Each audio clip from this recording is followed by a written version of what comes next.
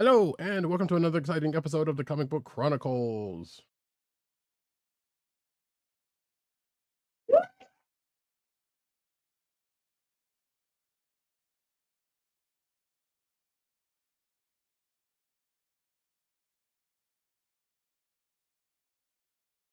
I am your host, Roddykat. You can find me at Roddykat on Twitter. You can find me at NewsNerdsNeed on Twitter. You can find me at CBCaps on Instagram. Carolina with Columbia down the way.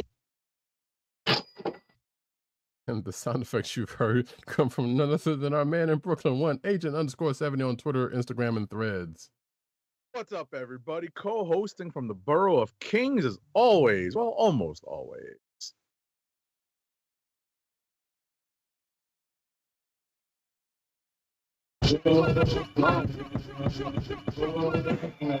Right here, big.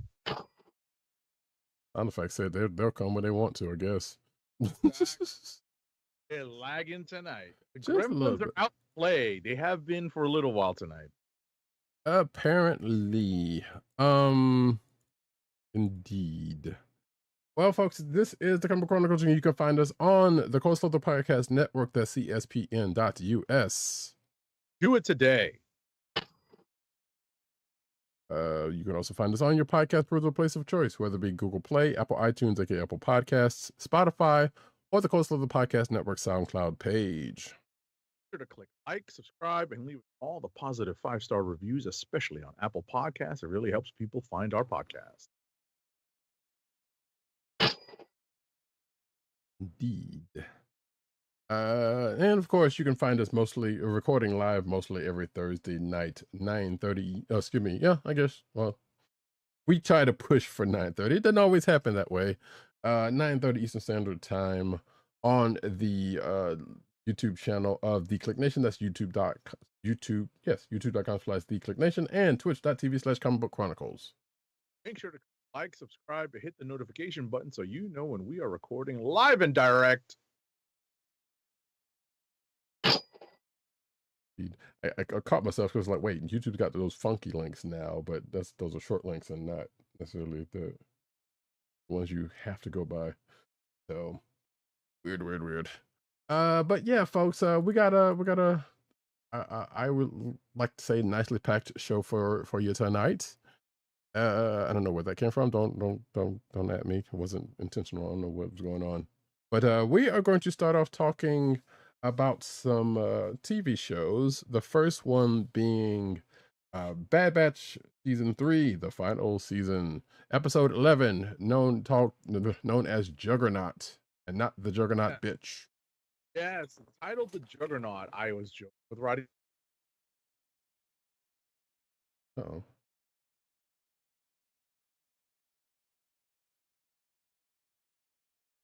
Okay, wait, you're gonna have to say what you said again, because you froze right after you started talking.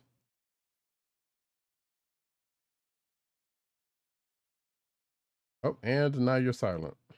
Or now I can't hear you. Boy, Gremlins.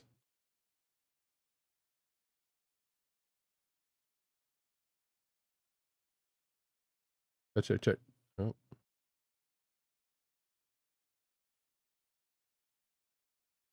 I assume you can hear me, but I cannot hear you. Your level's not going on voice meter either, so.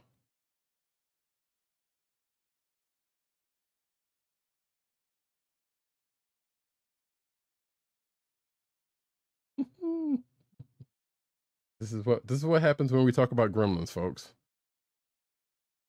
They come to show their ass.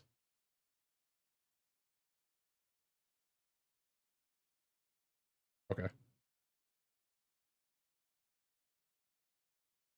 Oh, here's something.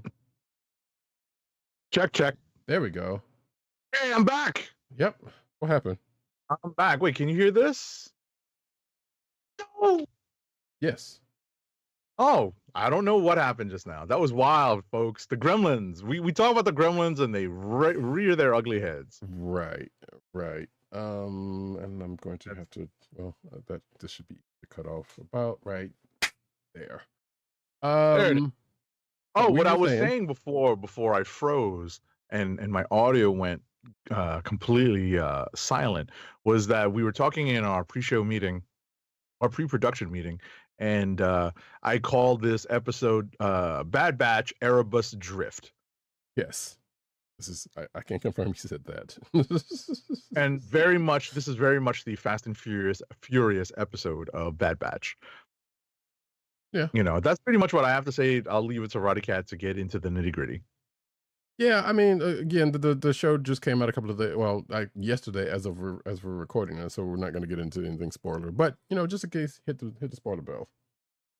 Alrighty, hitting the spoiler bell. Actually, I was just wondering. I thought I had. I need to check my filters on this thing. Oh, it's up. Never mind. Okay.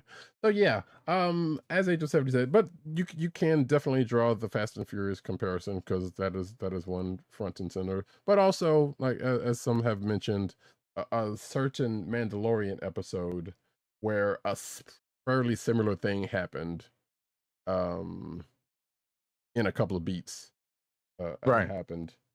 So yeah, there is that. Like I said, without getting into any of anything that's going on, but basically, hey, the Bad Batch, armed with, you know, the information they need, and well, actually, excuse me, armed with information and having to once again have to find Omega and this planet that's seemingly hard to find, even though one of them has been there before.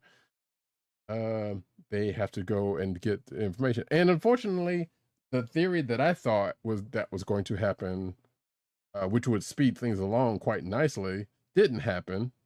Instead, they had to kind of go once again and find the information through a third party, which I guess as some noted, this is like the third episode to where that's kind of happened in recent. So it's like, all right, we're doing this a little bit much.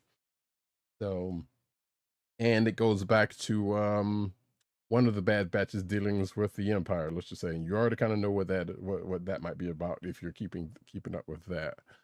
Right. And still didn't get the information, by the way. So there's it's what it is, you know. Yeah. It's kind of you know, we're definitely hastening to the end. You know, we're in the back half of the season. We've always joked about this. You know, we know where they're heading. It's just a matter of getting there. This seemed to be an interesting way to weave in getting off the planet that they were on. I forget that planet, the peaceful planet that they were on. Pabu, and weaving in the Fee character also. Mm-hmm. Who just so happened to be around. Right. So, right. Cool. Well, they did and she happened to still have one. So wait, I'm sorry. What'd you say? Oh no! Did I go out again? You kind of hitched for a second. Oh no! They're out tonight. I was saying they needed a ship, and she happened to still have one. Yes. To which the last episode we saw her someplace else, and she was leaving that place. So presumably she was heading back here, but we would not have known that one way or the other. So yeah, there's the coincidences are all abound, which led to the Fast and Furious part of the episode, right? And them seemingly getting somewhere, but not really, with what they were looking for. Right. They weave in a character, you know, they loop back a character in. They loop back in with this particular character who is pretty much unrecognizable because of some prison time. Right. Which is also kind of funny. I was like, do we know this person? Like, I know the name. I don't recognize the character at all. Oh, yeah. First season. He was all up and through. Gotcha. But also, which is kind of actually a kind of funny reference, not even a reference to Rebels, a similar thing happened there also, where the person who was once the, you know, part of the Empire / bad guy, you know, ends up helping the good guys. May not necessarily. Well, in that case, they ended up being, you know, well, they joined, right? Yes, and also growing a bunch of facial hair at the same time. So it's like, in this case, it's not exactly that, but they are definitely helping. So I was like, well, you know, right. Nothing new under the sun, I suppose, in even Filoni can reuse a couple of ideas here and there. So, which, you know, like I said, doesn't make it a bad episode, but just make it one that's familiar in a couple of different ways, you know. And hopefully leading up to, you know, leading up to some good stuff. Because like I said, we only got after this 3 episodes left, and I know the last 2, I believe, is going to be a 2-parter. So technically, we only got like 2 weeks left, if I'm not mistaken. Right. So yeah, it's coming down to the wire pretty fast. Will they stick to landing? I hope so, because The Bad Batch has been a pretty good show. I would hate for it to be hampered by a bad ending. Yeah, I would hope so. I would hope so. But, it's 15 episodes, right? So we had 12. Right. Are they going to do 2 and 1 again? That's what I saw. I thought I saw it reported. Yes. Okay. All right. So it's 2 more weeks. Okay. Yeah. So unless they change that, and I don't think so. But at last report, I saw they were doing the last 2 as a 2-parter. But they've done it a couple of times this season, so I wouldn't be. It's not outside the realm of possibilities either. Right. So, but yeah, that was a Bad Batch for this week. And now we turn over to I'm Your X-Men Tonight, aka X-Men 97, season 1, episode 5, entitled "Remember It." Right. It should also be called Body Count. Yeah. Spoiler bell. Spoilers incoming, folks. This show also just dropped the other day. So spoilers in 3, 2, 1. Waiting for the bell. Here we go. There it is. Oh yeah.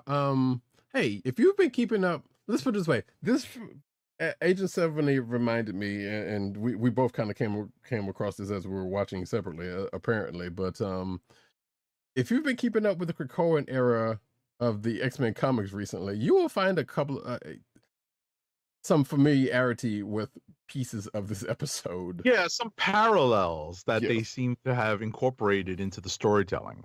Right. But also taking notes from a similar storyline in the comics that is used somewhat effectively here, including a couple of other different things that I don't know. Well, I assume this is show specific because of who's involved. But yeah, there's a couple of things going on in this episode to where, as I told Agent 70 before the show, I'm not sure if part of this episode was real or not. Right. No, Roddykat makes an excellent point that I did not really pick up upon. So the possibility does exist that Roddykat's theory may end up proving to be true.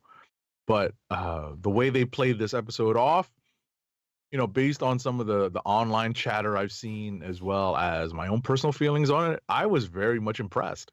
Oh, definitely. That they told a pretty compelling story in this one episode. And touching at that, you know. Yeah. It hit kind of hard. And yeah, and if it is real, then as I said, Agent 71 again, damn. Right, body count. Because it is it effective at what it invokes, and what it is doing, and also, yeah, may have some reverberations for not only just the season, but I guess as things going on. Because there's a part of me that was thinking, wait, resurrection protocols are not even in place here, so we got none of that. Right. There might be some time travel shenanigans, because we do see a particular X-Men who is want to be a time traveler. So that possibility also is in play. Yes. Yeah, and I was also thinking, yeah, kind of like a House of M type situation going on here, but I'm not sure. Like, well, I guess going back to the theory that no one knows what Agent 70 at this point, like, yeah, that could also be the other alternative of this, and kind of giving way to a couple of certain scenes with a I wouldn't say with 2 characters, but technically it's 1 character, 2 parts of 1 character. Right. So yeah, I don't know, but like I said, if things went down and it's like that's the way it is, then man, that's some heavy joint um, for the rest of the season. You know, I really would love to go into it, but the show just came out yesterday, and I was lucky enough to not be online yesterday, even though people were kind of from what I understand, people were kind of saying lines from the show, but not necessarily spoiler, with popular exception. But luckily I wasn't online, you know, at the time to catch it. I kind of caught it after I watched it. So. Right. So if anyone is looking for, we already rang the spoiler bell, but E is for Extinction is the storyline you want to look into. Yeah. Because I was looking it up. I was like, oh yeah, that's exactly where all this stuff is. And I Roddykat and I were playing the what can you remember about the X-Men history game just before the show during our pre-production meeting, and a lot of this stuff is hazy. But as soon as I start to see, it's like, oh yeah, that's what this was called. I own this. I read this. It's just been so long, since I reread it that, it's all very, very hazy to me. Right. And the thing is, if you have some sort of affinity for X-Men comics, it doesn't take long or much to realize there is at the very least one thing that is a through line through X-Men comics. There's some people there's going to be, I dare use the word, but hey, let's go ahead and do it. A massacre every now and then. Right. That takes place during the comics. Even now, hell. But all of that kind of is the kind of stands to reason. So with that, it was like, well, if it doesn't happen this one time, and I say that because one person's responsible for this one, so another group is responsible for this other one. Sometimes that stuff gets hazy and sometimes that stuff kind of happens back to back. Right. So that's just kind of a thing in the X-Men universe, sadly. Right. But it was a damn effective episode. I would say that. I was very surprised by it. Yeah. They definitely ramped it up coming off of the split episode between Jubilee and Sunspot and the Life Death episode. So this is definitely they hit the accelerator on this one. Right. So I guess the other beautiful thing about it is that you get shows like this or get episodes like this. So like, oh, everything is going somewhat good at the start of the show. Right. And sometimes you see it for what it is, and it's like, okay, the shoe's going to drop at some point during the course of this. This can't last for here we go. Now, this particular case, personally, I was like, okay. I didn't think about the shoe dropping this particular episode. I was thinking, well, maybe they're just going to do this one episode of this and the melodrama therein, and then the shoe was drop either going to be, in another episode or somewhere down the line. No, it started. it lulled you into a false sense of security, and the shoe dropped. Right. Halfway through, I'm like, all right, well done, crew. You did good on this one. Yeah. So no, like I said, very, very much pleasantly surprised. Yeah. Now, to what end? I guess we'll find out next week, because I know we talked last week about. We're halfway through. It's halfway. We are. So there's 10 episodes of this first season. This first season of X-Men 97. So we're now halfway through. We just finished episode 5. Right, but what I'm getting at is, like, are they going to continue down this line, or are they going to go where? Okay, well, I'm looking at the episode. I shouldn't be doing this, but the episode title, and it looks like they're going to go back to pick up from a previous episode that we knew was coming up anyway. Right.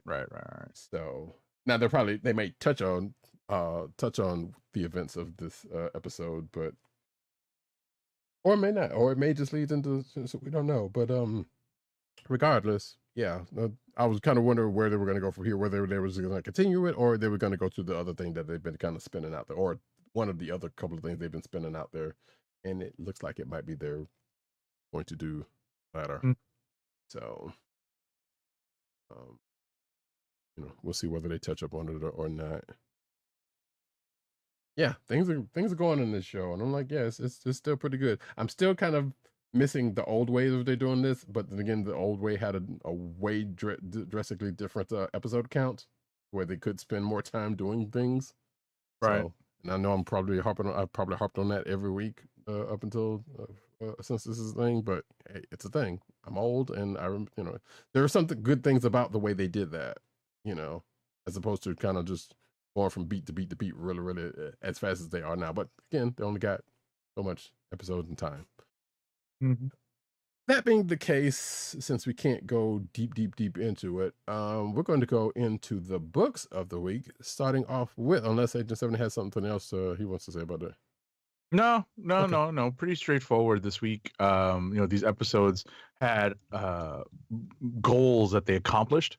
Obviously Bad Batch moved things towards its conclusion, and X-Men 97 excuse me, at the halfway point, really raised the stakes of the season. All right, Cool. so we'll move on to books. Yep, with Resident The Hall of Justice. Sorry about that. Actually, I was expecting a couple of seconds because of the. I know. I'm gonna reboot my soundboard while you go through this, and hopefully that might fix things. All right. Resurrection of Magneto, number 4 of 4 is our first book. Resurrection of Magneto, number 4 of 4, is written by Al Ewing with art by Luciano Vecchio, colors by David Curiel and Jesus Bertov, and letters by VC's Joe Sabino. So, yeah, spoiler alert, this is the last issue of this miniseries, and we know what happens in the miniseries. Magnus, aka Eric Lenscher, aka whatever he's calling himself nowadays, Max Eisenhardt or something? Yeah. Something like that. It was Max something. Max. Yeah, it was Max something. It's but either way. Max. Yeah, it was like Max Einhardt or Eisenhardt, something like that. Yeah. I think it's Eisenhardt, right? Yeah. So yeah, Max Eisenhardt, right? So whatever he's calling himself now, he's back. Mm-hmm. He's back, kind of with a vengeance. He's still kind of figuring out who he is. He obviously has lived a very long time in the Marvel Universe. That's something that they always have trouble reconciling in the movies, right? And bottom line here, though, is he's back. We don't know if he's going to be able to change from what he, was before. He may be working on it. He may, end up having elements of his former personality, or his former less tolerant or less merciful personality still there, right? These characters are complex, and that's what makes them so endearing, right? Ultimately, though, the goal of this is to get Magneto back into the fray, back into the fall of X and the aftermath. So it does its job. I'll pass it off to you. Al Ewing did a good job with this series. Oh, absolutely.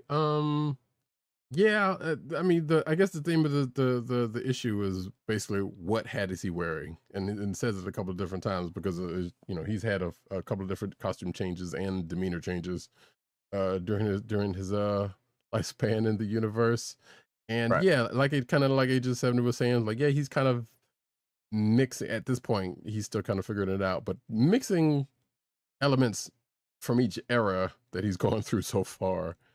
Right. Into I guess what he's going to be or what he is at the point, because we don't know what he's going to be when they reboot the X-Men in a couple of months.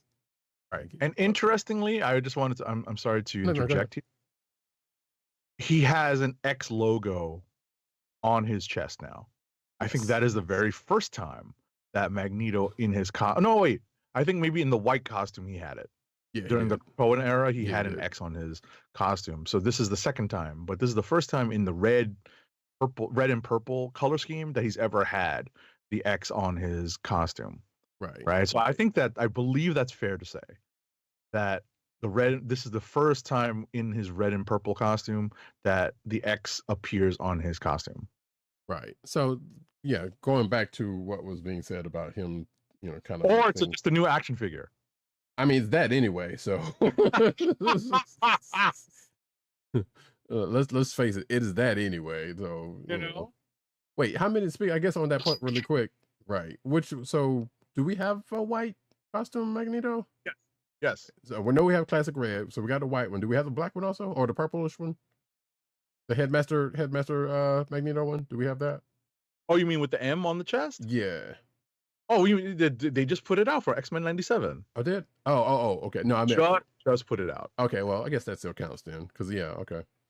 But I thought Yeah, it just meant in the like main that line. 80s, 90s costume, right, with the big M, the big white M on his chest. They just put that out because of the X-Men 97. Okay. But yeah, no, we've gotten the white costume Magneto because of the Krakoan era. Right. I didn't buy. I actually don't own it, but I know that it's out there. Yeah, I don't think I have any of them. So it tickled me because I've read the last 3. I actually read all this and 2 and 3 back to back.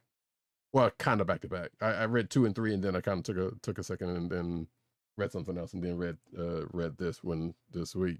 So, at the end of 3, that's this when he comes back, and of course, I'm pretty sure there are certain people who will read the book and be like, oh, Zaddy's back or something. The way they had it portrayed at the last page. But then going into the issue, basically, yeah, he's kind of back. He's decided to go on an Orcus hunt, having been caught up with what's going on, with things right now, and he's still doing, his internal monologuing as he's kind of working things out, which leads to what we were saying earlier. So, and as Agent 70 pointed out at the when we were talking before the show, it appears if you read this before you read a certain other book this week, you were probably not necessarily in good shape, because either way, but it worked out better chronologically, it sounds like, as we will probably talk about in a little bit, but right. Or as I guess Agent 7 would talk about, because I didn't read the book, but right. Yeah. Right. There's a subtle reading order this week, and I was out of order, and it seems like Roddykat was in order. Yeah, just by luck. Because sometimes it happens though, because even going by the checklist they have on it, sometimes the checklist is not even right. So you can read it in order the checklist it has, and it still be like we've even said in the past, like, yeah, this seems like this should have been in another order than how it was presented. Mm-hmm. Or there are some cases where it's like, yeah, it doesn't really matter because things happen, and they might be side by side or in certain ways, or one way or the other. It didn't matter which way you read it; it's just going to be the way it is. So, but that's kind of been the thing with with the Krakoan era. Sometimes it kind of shifts one way, sometimes it shifts the other way. So yeah, as we knew, Magneto's back and with in full force. Get busy one time. And he and Storm, who's also been in this book, and apparently has one Blue Marvel who's along for the ride. Marvel, who's along for the ride, are going on another mission. That's because Al Ewing is playing with the toys he likes. Absolutely, of course. Gotta use them ultimates, man. That is exactly why the Blue Marvel is in this book. Yeah, which I ain't mad at it, because I was there. I'm there with it. Exactly. And with that, we can push on to the next book that we're going to talk about, which is a shift, actually, in more ways than one. Fantastic Four number 19.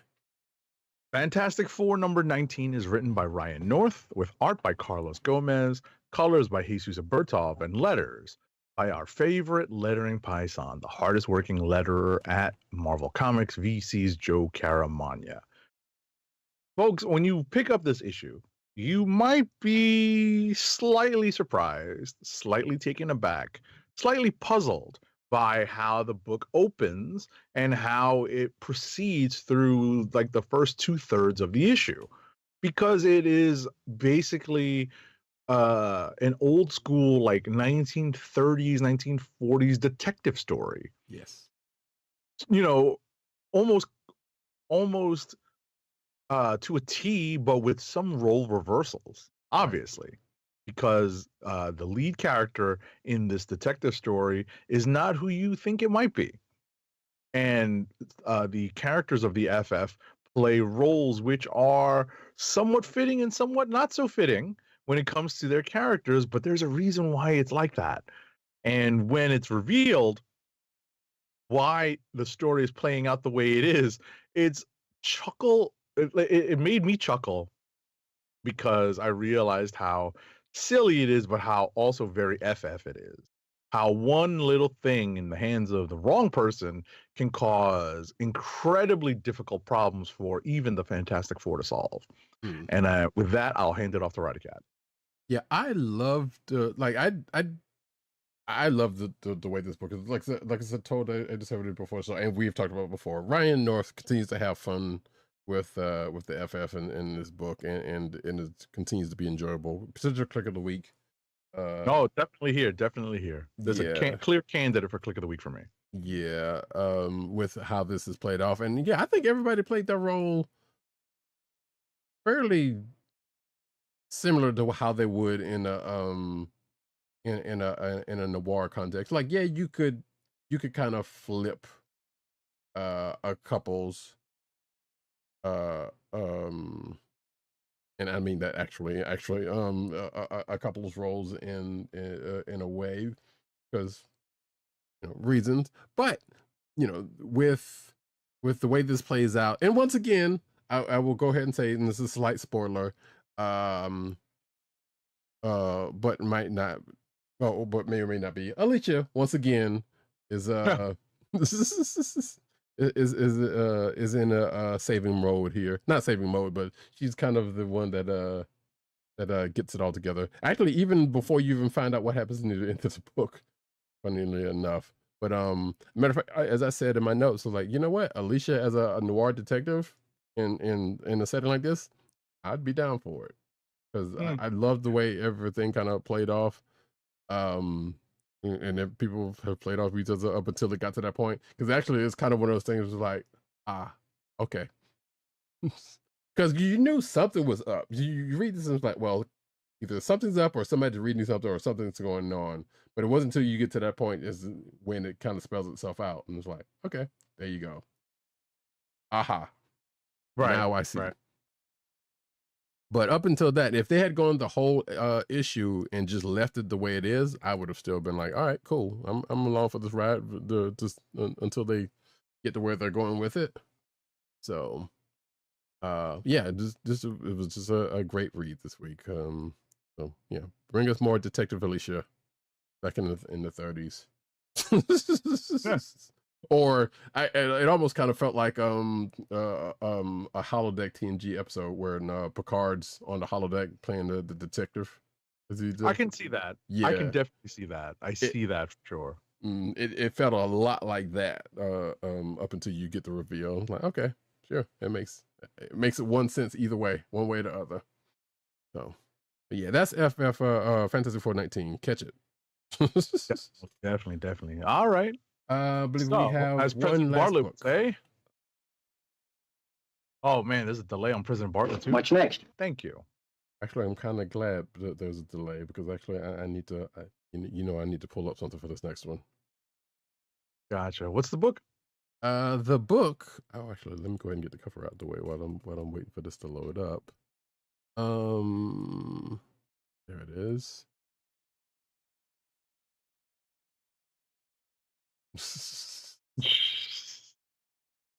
The gremlins are out, folks. No, it's not even the gremlins. It's me not thinking about this. They come and go. It's me not thinking about doing this ahead of time. That's what this one was. But ThunderCats.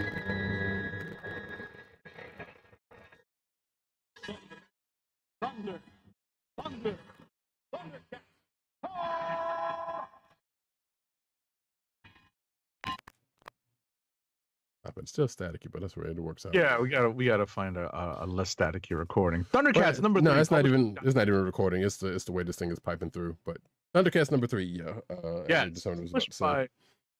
Published by Dynamite. It's written by Declan Shalvey. with art by Drew Moss, colors by Martina Pignadali, and letters by Jeff Eckelberry.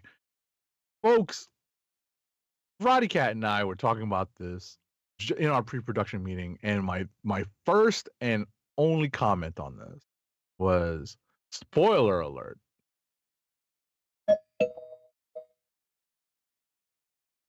What did you think of what they did to Snarf, or how they depicted Snarf? First thing I said. Yeah, that's true. Right? It is.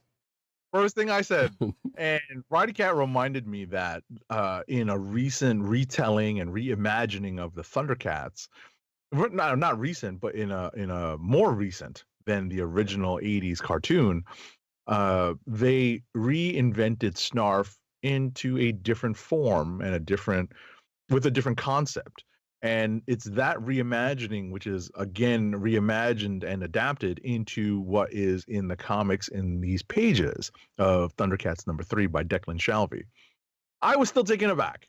I was like, ooh, the hell did they do to Snarf? But on top of that, I still feel like this reimagining and adaptation is putting in just enough swerves and alterations to what you're expecting to make it interesting and keep you coming back for more. I'll give you another example, which is the last page cliffhanger, because you're not expecting that, where one character who you know is generally not a leader finds themselves in a leadership position. And you're like, oh, that's an interesting twist. That's what I was thinking to myself. Wow, that's an interesting twist. I'd like to see where that goes next issue. And that makes that last page cliffhanger worth it. So that's where I'll end up and hand it off to Roddykat. Yeah.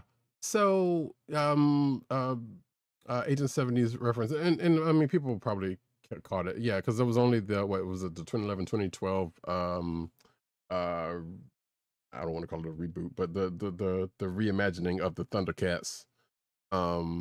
This book feels like it's playing with a little bit of both that and the original 80s cartoon with a lot of things, but as Agent 70 said, also kind of, you know, redoing some stuff to where it's its own reimagining with the way they're telling the story. And yeah, the whole Starf thing, like I told him, it felt like it was kind of bridging the two of the previous, you know, the previous versions. It is still kind of weird though. It's like, okay, so that's how you're handling that. Right. Let's face it, the 80s Snarf is of a time, and even then, to some people, was kind of annoying.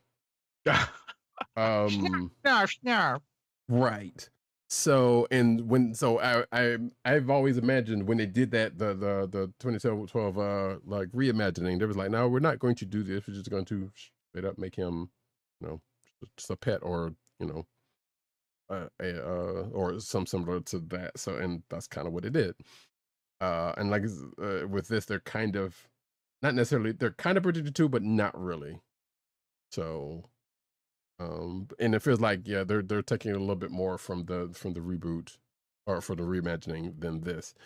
We also get a little bit more on the whole Jaga Mum-Ra thing, which that is where most of my questions are still lying at this point. Sure, that's the big swerve. Right.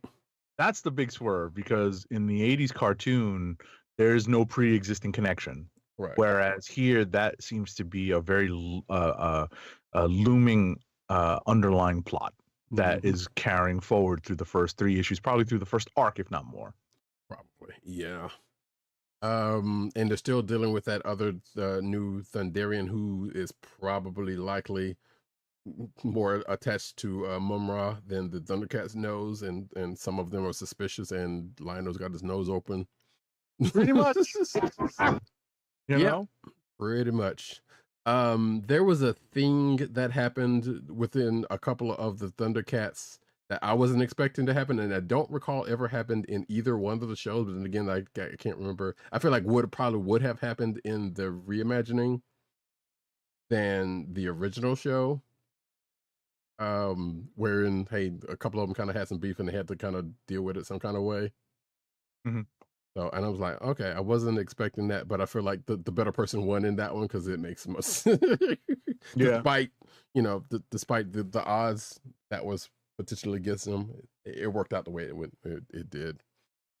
But yeah, and at the end of it, also along with what Agent 70 says, we got a little bit with Slythe, who is elsewhere and was in captivity, but escaped his captivity, but fell into another a meeting to one of his cohorts that you would know of from the original series, right? And the reboot, but I mean, and the reimagining, but so that can only go. That's only going to go one or two ways, I suppose. I suppose, and there's one more left that hasn't shown up yet, even though I think I saw him on a variant cover. Right. So, but yeah, ThunderCats continues to be pretty good and pretty surprising at that with what it's doing. As a matter of fact, yes, if you're watching the video version, I have the variant cover of which I speak, of which only part of that trio is has shown itself in this book. And sounds like we might be heading along into a Mumra, a good old fashioned Mumra dust up in the next issue or two. Yep, the ever living. That is so ThunderCats has to do three things. We've already seen two. Lionel calls the ThunderCats, check. Lionel does Sight Beyond Sight, check. He's done that a couple of times already. The next one, Mumra shows up and says the thing. He's got to say the thing. Yeah, he's got to say the thing. He's got to transform from his decayed form to Mumra the ever living. That has not happened yet. So that is the only other thing to see how that happens. Now, the funny part about the reimagining is how they kind of handled that at one point, and then we can move on. But they kind of swerved people with that because it's like they made it so. I remember this vividly. I need to go back and watch it fully, but they basically the first time he shows up. Not the first time he shows up, but the first time he shows up to fight the Lionel and the ThunderCats, whatever.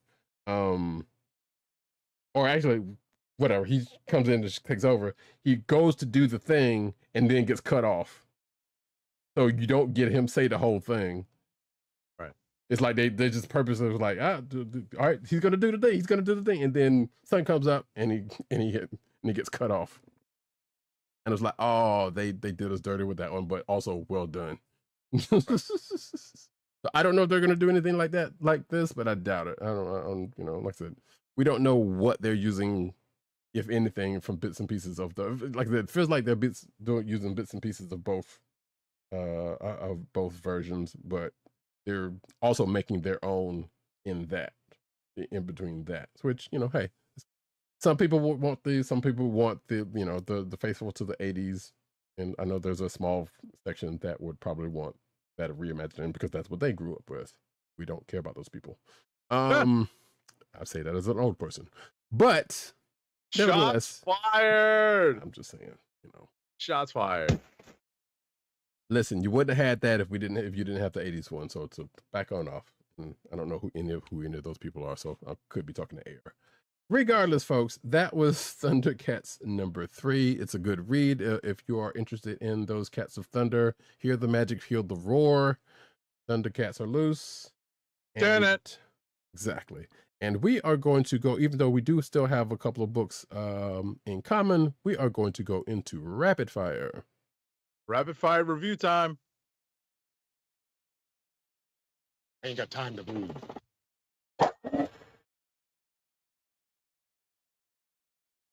All right, first up is Amazing Spider-Man number 47. Shockingly, I was the one person to read this week. It's written by Zeb Wells with guest art by Todd Nauck, guest colors by Sonia Obak, and letters by our favorite lettering paisan, the hardest working letterer at Marvel, VC's Joe Caramagna. Yes, the dreaded Chasm and Hallows Eve 2-part story is here. This is the first half. And yeah, it's as underwhelming as it seems. I think the only part of this that's somewhat interesting is Zeb Wells having some fun on his own, not fun for me, but on his own for himself, dealing with a single Peter Parker. right? And some dating foibles, which made me chuckle because it makes me remember back when, way back when, like early 80s. Like this is definitely like early 80s Spidey all over again, which is what they want. They want the illusion of change, and they do these gentle reboots that push characters back to where the creators are most familiar with them, or where they, a stage in their life that they want to deal with. So that's probably the only redeeming quality of this issue, because it has Chasm and Hallows Eve in it. Next up is Invincible Iron Man number 17. It's written by Jerry Duggan with guest art by Patch Zurcher, colors by Brian Valenza, and letters by, again, our favorite lettering paisan, VC's Joe Caramagna. So Invincible Iron Man obviously has been tying into the Krakoa events over the last, most of the latter half of this run, because we know that this run is going to come to an end and it's going to be rebooted once the Krakoan stuff finishes, right? I think we're certain they've already announced that. Yes, that is right. The case. Right. So with that in mind, Duggan is telling what seems to be kind of in this issue, kind of a wrap to his story, but also tying in lots of Fei Long stuff, lots of historical Iron Man stuff, and lots of current stuff, because at the end of this issue, we have a direct continuation of what happens at the end of Resurrection of Magneto number 4. So if you read those two books this week, read Resurrection of Magneto number 4 first in order, and then read Invincible Iron Man number 17. Next up is a Ms. Marvel Mutant Menace number 2. It's written by Iman Vellani and Sabir Pirzada. Art is by Scott Godlewski. Colors are by Eric Arciniega. And letters are, again, by our favorite lettering paisan, the busiest letterer at VC for Marvel Comics, VC's Joe Caramagna. I'm very much enjoying Iman Vellani and Sabir Pirzada taking Kamala on kind of like where you would want to take this character and give her like fun guest stars and put fun guest appearances in. The guest stars here in this issue are Lila Cheney and Mojo. Well, it's not a spoiler to say that Mojo is the villain here, because he's right on the cover. And it's very interesting that they tie this particular villain and the Mojo verse and some real world analogies and parallels in. So there's definitely some aspects of that, kind of modernizing how we treat the Mojo verse and certain aspects of it. Bottom line, though, is it's still fun. It's definitely told with, it's not as, pandering is the wrong word, but at the same time, I feel like that might be with what, like that's what I would call what Ziegler does with Miles, right? Like pandering to the youth. Whereas I don't necessarily think they do that with Ms. Marvel as much. They do, but not to the lingo extent. Not to the, they don't adapt and adopt the lexicon so much. It's there, but it's not to that level. I don't know if Roddykat agrees with that, but I mean, I see what you're saying, and yeah, I kind of agree. I don't think Ziegler is pandering, but I also see what you're saying about that, because yeah, he writes it young because he's young, which works for Miles, just doesn't work for everybody around him. Right, which is the case with, I don't know how old Sabir Pirzada is, but obviously Iman Vellani is very young still. Yes, and her influence is there because there are elements of social media and the internet that are far more recent than what I'm used to reading about. And I know that it's I just feel that it's adapted slightly. The tone is adapted in a different way than the other kind of teen book, right? Which, like if you're going to call them both like kind of directed towards a teen demographic, that's the difference, is that one adapts it slightly different than the other, different in a different way. Right. All right. Before wait a minute, before you go on, there was a couple of things I wanted to say about this. I did notice a couple of things in this book, like Lila channels El Kabong. I don't know if that was intentional or not, but that was pretty fun. Okay. Oh, I forgot you read this. I Yeah. completely kept I kept going thinking you hadn't read this. No, My apologies. Go ahead. It's all good. And there was a part where, like you were saying, like, yeah, there's some elements of things that actually happen. Like there was a suggestion that said that Mojo uses AI. Right. Kind of thing. Yes. And I was like, yeah, that's definitely something like that's going some towards what you're parallel saying. Stuff, yeah. Mm-hmm. So it was definitely a good bit of that. Was like, okay, that could have gone a little bit more worse. And some of the things you see Kamala doing in the show that has parallels to television shows and whatnot in here, where more current watchers of TV would probably know, or at least within the last, let's say, decade, would definitely know. But yeah, so the stuff that 8070 was saying is kind of, I don't know. I also saw a Yeti mic. Oh, did you? Yeah, there was a Yeti mic that in one of the panels that Kamala was in when she was doing Mojo stuff, and I was like, "That's I know that mic because I have that mic." We both do. I mean, yes, exactly. That's my primary mic. So yes, that is that mic exactly. Yeah. If you're not watching the video version, you didn't. If you're a streamer, you know the Yeti mic I'm talking about because there's only a couple of them like that. Either way, and also there was a something that got brought up at the end that I don't know if it's going to come up again or has come up before, about a certain drug or something that dulls mutants' powers. Like I feel like that got brought up, and I was like, that can't be just a one-off thing. But also feel like, well, okay, it's a little late in the Fall of X for something like that to be kind of brought up, but maybe there was probably a reason that got brought up, put it that way. Yeah, and I think that also that's going to come back, in these pages. It didn't dawn upon me that it might come back, but I definitely got my spider senses tingling when I saw that. Exactly. Right. Okay. And I also wanted to mention that we do have a cliffhanger ending in this issue with the return of a character from Kamala's past. Yes, that has shown up in the MCU also. Right. That is a big hint. Mm-hmm. Big hint. All right. Next up is a book that both Roddykat and I have in common. I just had to look at his list because I completely stepped on his comments on Ms. Marvel just now. Ultimate X-Men #2. Which is written by and with art by Peach Momoko. The script adaptation is by Zach Davison, and letters are by VC's Travis Lanham. It's Peach Momoko. It's very pretty to look at. Now, the story that she's building here is not the traditional X-Men story, but definitely rooted in several aspects of Japanese lore, mythology, and storytelling, which will be familiar to fans of manga specifically and anime secondarily. Mm-hmm. And I think it's the melding of the two, which is super interesting. She focuses, obviously, and it makes a ton of sense to focus on Armor, who is the character of Japanese descent, but has placed her in more of a Japanese setting.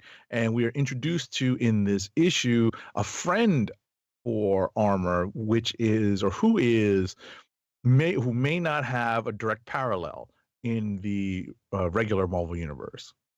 And with that, I will give Roddykat a chance to give his thoughts. Yeah, I think that new character is an actual new character for this, and I believe it's not a parallel, right? Yeah, I believe Marvel has said as much, as a matter of fact. Although, like Hisako / Armor, yeah, this person is not without powers herself. So, and I guess we'll get a little bit more into that as the stories go along, and also. The other character, which I know we talked about this last time that we talked about this issue, talked about this book, but they are coming up against. I still continue to feel like it's who we think it might be that they're up against, just a version of that set that is kind of done in as Agent 70 said, manga / anime archetype, but it might be an X-Men villain of sorts, or a version of an X-Men villain. So I'm this. I guess this certainly, like you just have to say, yeah, Peach Momoko's art is beautiful, and it actually makes me want to go back and read some of her other stuff that she's done for X-Men, the other X-Men books that she's done in the past couple of years that has nothing to do with this. But you know, just for checking that stuff out to see what's going on. So, all right. And last but not least for me is Wolverine number 47. It's written by Victor Laval and Benjamin Percy, with art by Jeff Shaw, colors by Alex Sinclair, and letters by VC's Corey Petit. Yeah, you know, these stories where Wolverine is taken down a couple of notches by his enemies, in this case Sabretooth, we've seen them before. What's interesting about this one is that it's told in the shadow of the fall of X, because it's actually, the story predates a lot of the stuff that's happening in the fall of X right now. And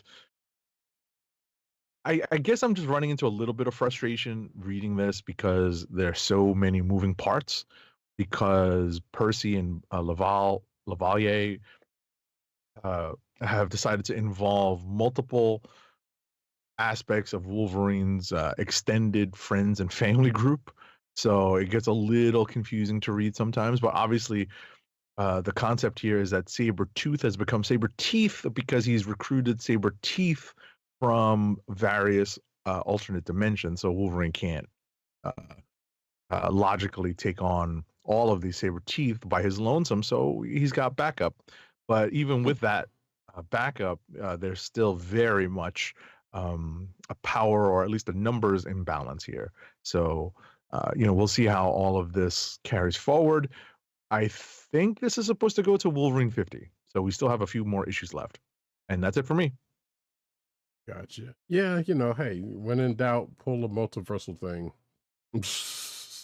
Surprised it's all the rage. It's all the rage. Yeah, I'm surprised they didn't, unless they did actually do that, pull a bunch of Logans from other world, even though I know there's enough Wolverine adjacent characters. No, that is another mini series right now, like Weapons of X or something like that. Which is what I was about to ask you about. Yeah, Weapon X-Men, I believe it was called, or something like that. Or yeah, Weapon X-Men, right. Yeah, I was gonna ask you if you actually been reading that. I skimmed it, just knowing that you know, there's so much X stuff going on. I tend to lean towards what's canon as much as I hate to use that term. You know? Yeah, I got you. Yeah. But carry on. Yeah, that Weapon X-Men, there was a Weapon X-Men book that did come out this week. Neither one of us read it though. I skimmed it. That's the best I could say about it. Oh, I thought you meant just this. No, I literally skimmed it. I got you. Okay. Either way, for myself, I only got a couple of books actually.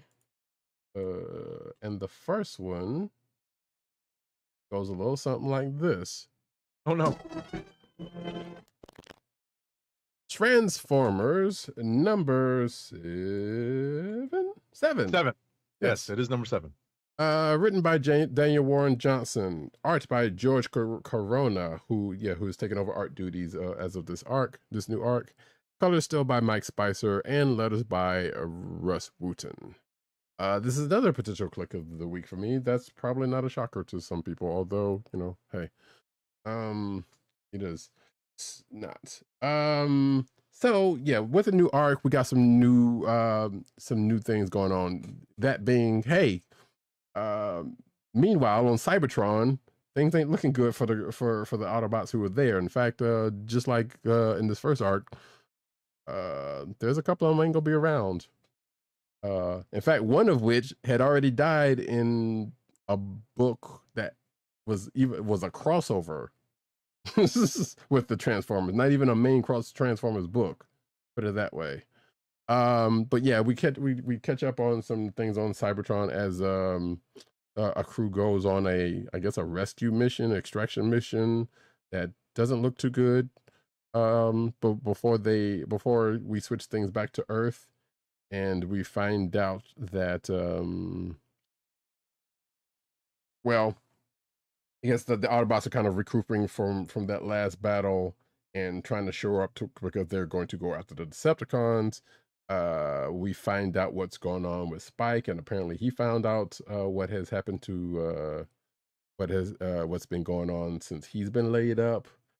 His friend Carly's kind of in a way, and we see RC try to kind of talk with her because she's kind of going through some things.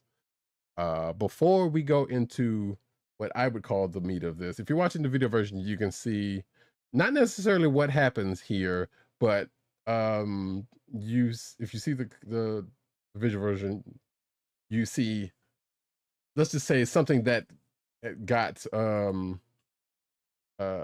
revenge, something that was called for revenge in a way, because so Starscream has been leading the Decepticons. He's trying to make sure that no one speaks about Megatron, not even trying to bring him up.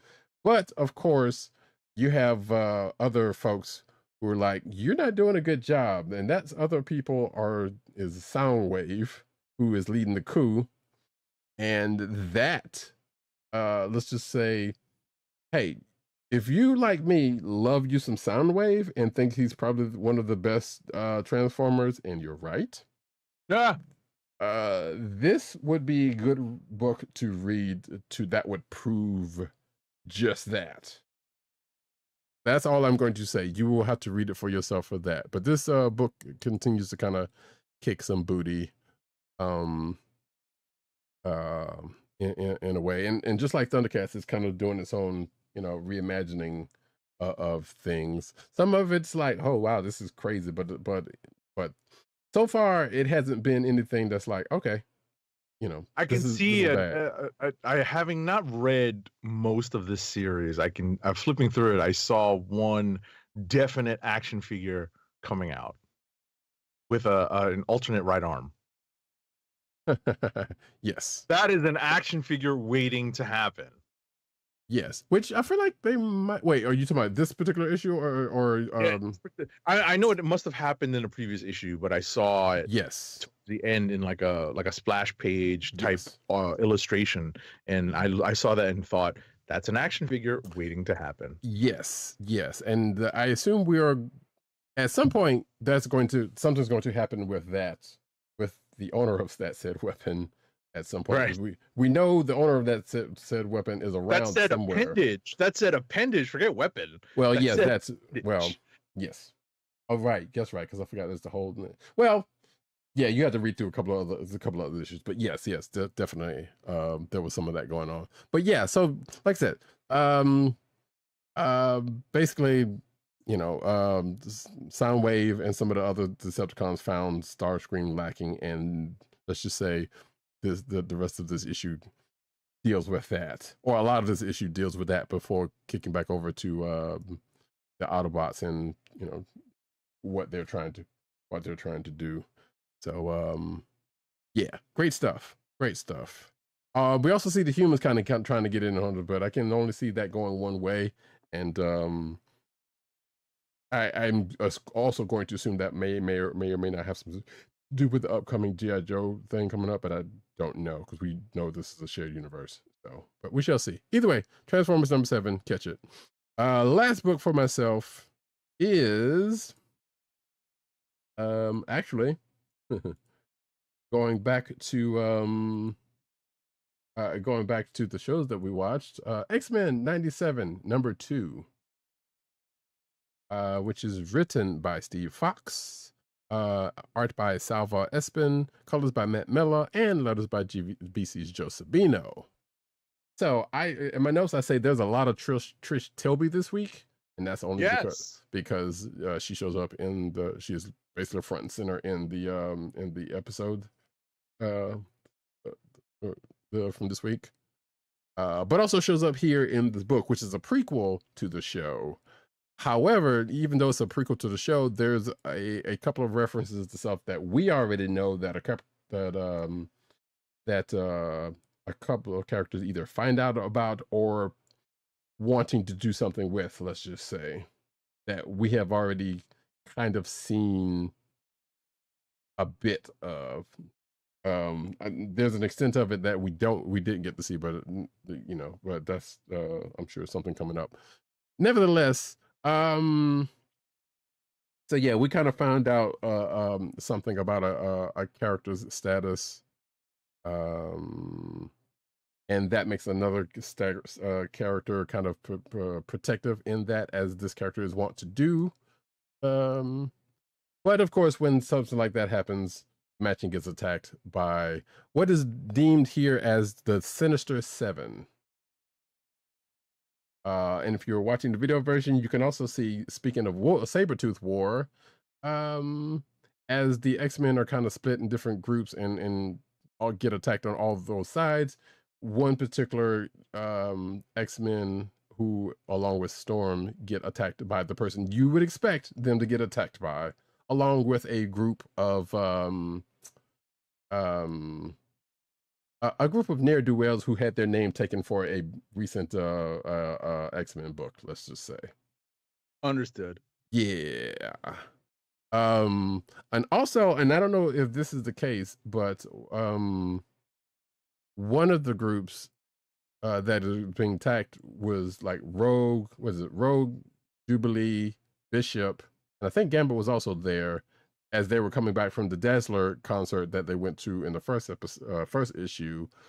And the person that is attacking them may or may not be responsible for why in the show, although I think this is probably something separate, I suspect, may or may not be responsible for why Magneto can touch Rogue in the show now. Well, they made up some mumbo jumbo. I know, but that's a mutant mumbo jumbo that's not canon in the comics. Agreed, but if you read this issue, you kind of can see what I'm saying about that. If it could, if it plays out something like that, I'm not saying it is, but I can see where they could push A to B in that. Like, yeah, that whole thing is separate and non canon or whatnot. But you, in this universe where this line, you can kind of feel like this is something they could gin up for similar reasons. Right. You know what's funny about that? Very quickly, is that your last book? Yes, that's it. Okay, just very quickly, I hate to go back and circle back to the X-Men 97 episode 5, but the way they adapted Rogue's time or uniform or not or kind of bikini uniform from the Savage Land into this, into the adaptation. That was one moment, just like the previous episode with the life, death, and with, and all the other previous moments in this series that make me think, oh God, they're just trying to kill the people who are, like trying to stay, who remember fondly the comic books and are looking for a semi-faithful adaptation, but then they just hack and slash, and I have to keep reminding myself it's an adaptation. Exactly. Right? I have to. Yeah. But to see them adapt it that way, I'm like, oh, I've long that's not how it happened. Right. I've with certain exceptions, I've long let that go, because like I said, even we've talked about this before, like even with the original X-Men series, like none of the adaptations we have gotten both here and the MCU or whatever is not going to be what we want them to be fully. Some have come close. And some of them are spot on with just minor tweaks. Right. Like the minor tweaks being like, like Captain, like how Captain America gets transformed with Vita rays. He's not in like a capsule in the comics. He's just standing in front of a bank of equipment and he gets bathed with, Vita rays. That makes sense. Right. With a sun lamp. Gotcha. Adaptation. Yeah. No, but the point is that's an adaptation. I know. I was joking about the sun lamp, but oh, the sun lamp. Jeez. But that's my point. Right, like that's a subtle adaptation that's made to made it either for visual effect or for logical effect. Right. This is just a way to adapt the entire story, and use different aspects of the stories to create something that is familiar but still fresh. And I get that, but still I'm like, oh man, that's how they're gonna do the Savage Land stuff. That's how they're gonna adapt it, and that's how and the evil mom they show as a blonde lady. Is that how they did her in the comics? I don't remember that. Well, no, but that's how they did her in the original series, though. Oh, is that how they did? Oh, okay. I mean, it was Mystique, so I know, Yeah. but I don't remember that in the comics. But I No, guess that's that's what they did it in the original series. yeah, that's how they did it in there. So Got it. Oh, that being said, speaking of Rogue, and then we'll move on from there. So if you remember the original series, and sometimes she did her thing, and sometimes she would let out the most blood curdling scream when she did it because she probably should have thought it through before she touched somebody. There is a panel in here where something like that happens, which is what I was kind of alluding to, that you could almost hear the scream from the original series. From it, and it's like, yeah, that plays out within universe. Got it. But also, there's a couple of the bad guys in here. I don't know if they are actually from any comics or they are new because their names don't sound familiar. But the rest of the folks that show up, we know they show up. Well, the rest of the folks that show up from where I alluded to later on definitely are from where you would know them from. But there was a couple of folks that were attacked. Was like, I don't know if these people are new or not. And I was gonna look them up, but I didn't feel like doing it at the time. But I probably will later. So yeah, there is that. That's X-Men 97 number 2. I don't know. I can't remember if this is an ongoing or if this is like just some like a maxi series or something like that. Because we know it's leading into the X-Men 97 the show, so it's got to stop at some point.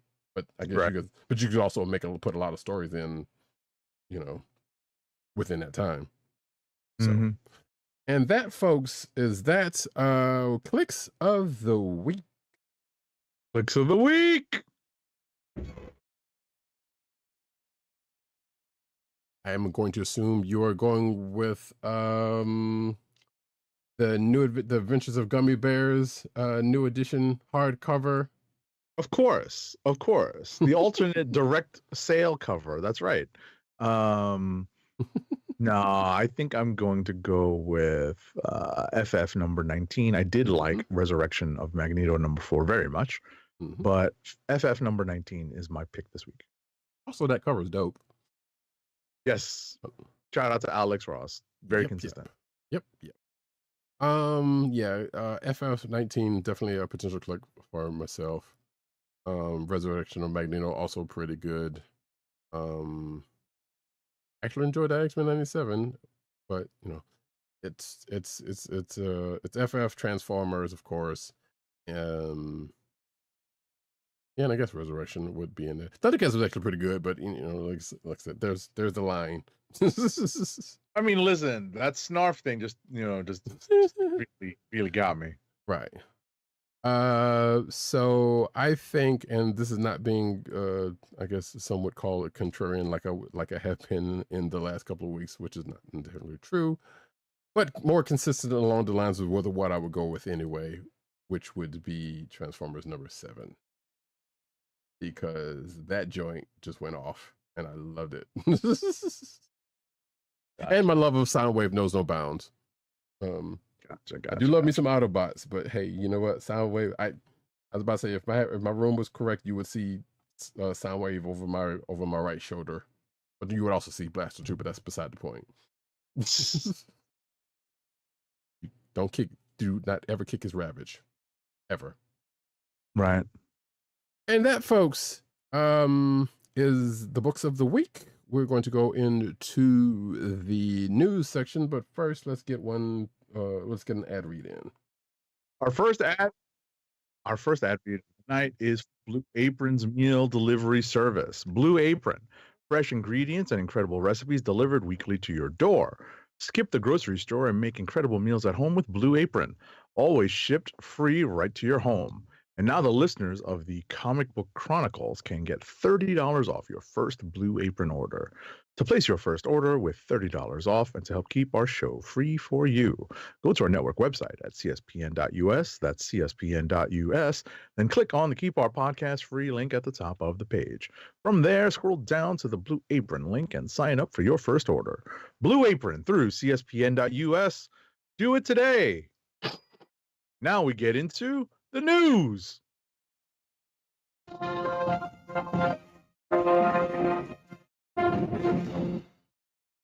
Cinematic news. We start off with just like we do. Atlanta's Lakeith Stansfield apparently was in talks for a part as the Silver Surfer in this new Fantastic Four movie.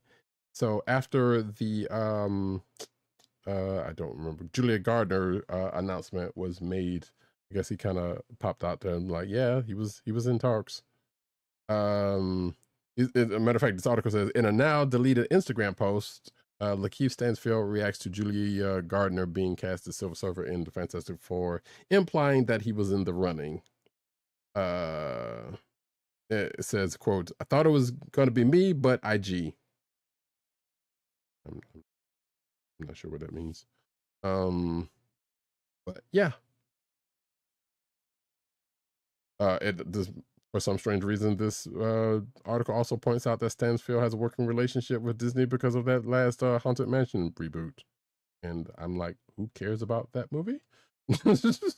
Somebody. I guess, because they made a couple of them. Somebody watched it. Right, somebody watched it. I guess. But moving right along.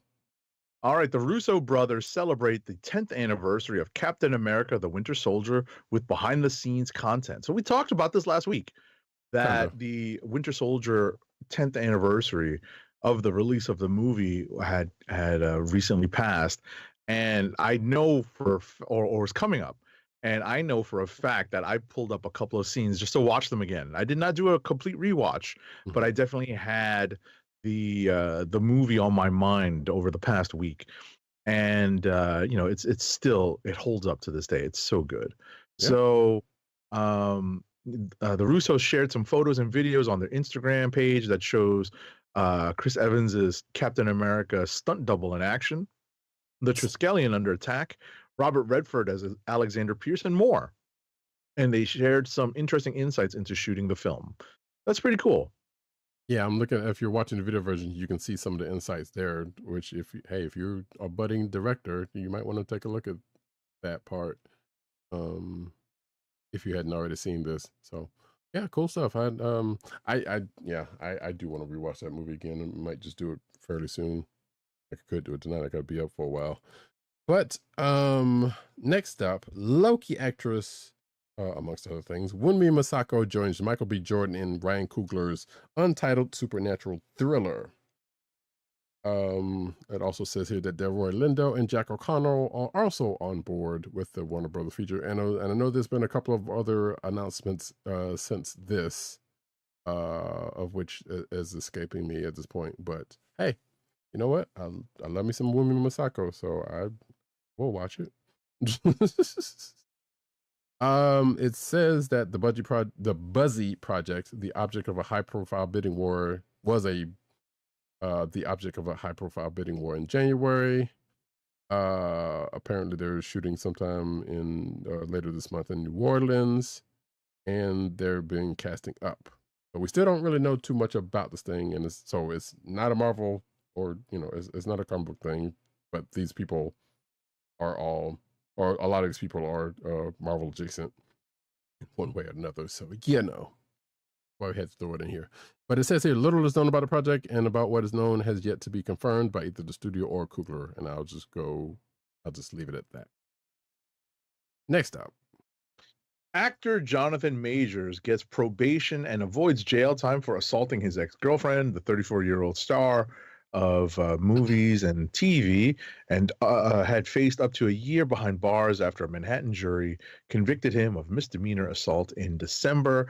I told you so. I told you so. I told you so. Because as a first-time offender, there's no way. Not for this level of misdemeanor.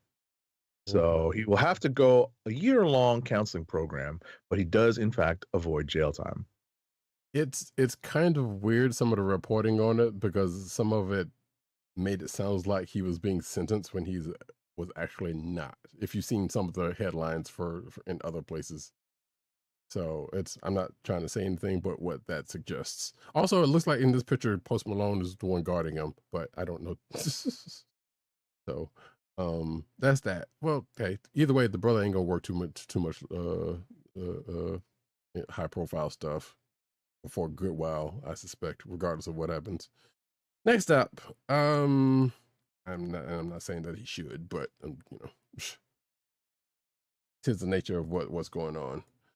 Godzilla X Kong, the new empire, apparently made some money, 600 million at the box office, globally. That is, and I believe this was what, first week. The new numbers updates come from global box office as experts laid out the data. In 2 weeks' time, the movie has earned more than 350 million at the box office internationally. And according to this, there's more money to earn, of course, as of, I guess, of the time of this writing, which was a few days ago. Domestically, at the time, the film grossed more than 30 million in its second weekend, while globally, while the global haul hit nearly 60 million. Yeah, thing made money. I'm sure it made its money back. And I guess it says here it's forecast to earn 550 to 600 million. Whatever. Okay, next up. Fallout series premiere date moves up one more day. So apparently, this is it was originally scheduled to come out on Prime Video, the series, on April 11th, but now it's coming on April 10th at 6 p.m. Pacific time. So that is 9 p.m. Eastern time. But yeah, they are out there. I think all the episodes for whatever season, this first season or whatever the case may be, is out there on Amazon Prime. So yep. If you're a Fallout fan, hey, go check it. I might go check it out. I'm not like the biggest Fallout fan, and I know a couple of people who are. I don't want to check it out. I'll check it out.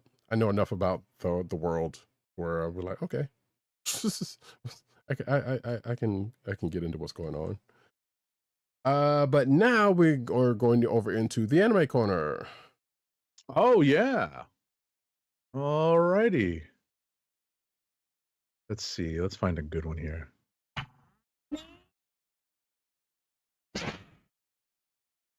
Sure, always good. Jujutsu Kaisen animator reveals how bad full-time MAPPA employees had it working on Jujutsu Kaisen Season 2. Apparently the words "had to be a nightmare" was used by someone.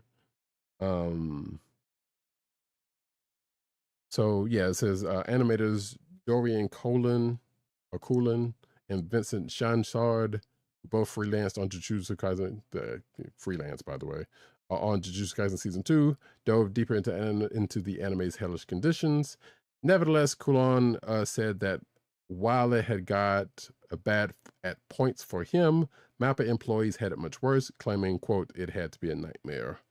This was from some, I guess some of this came from some recent stream about their time on the show, and they kind of go into that. But if you want to go in, basically say some of it's good and some of it was kind of hard. So, but again, this is a freelancer and not an actual MAPPA employee, which probably did have it a lot worse, you know, but because MAPPA's doing a lot of shit.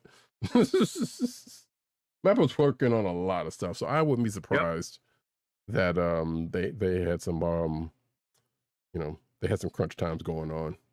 Next up. Already next up, My Hero Academia, your next movie, reveals a new trailer. It's weird that these movies come out and they're not necessarily canon. It's like they're just outside of canon, or at least, you know, tangential to the ongoing story. And that's basically the story here. And this movie comes out in Japan. Let's see here. I saw a release date here.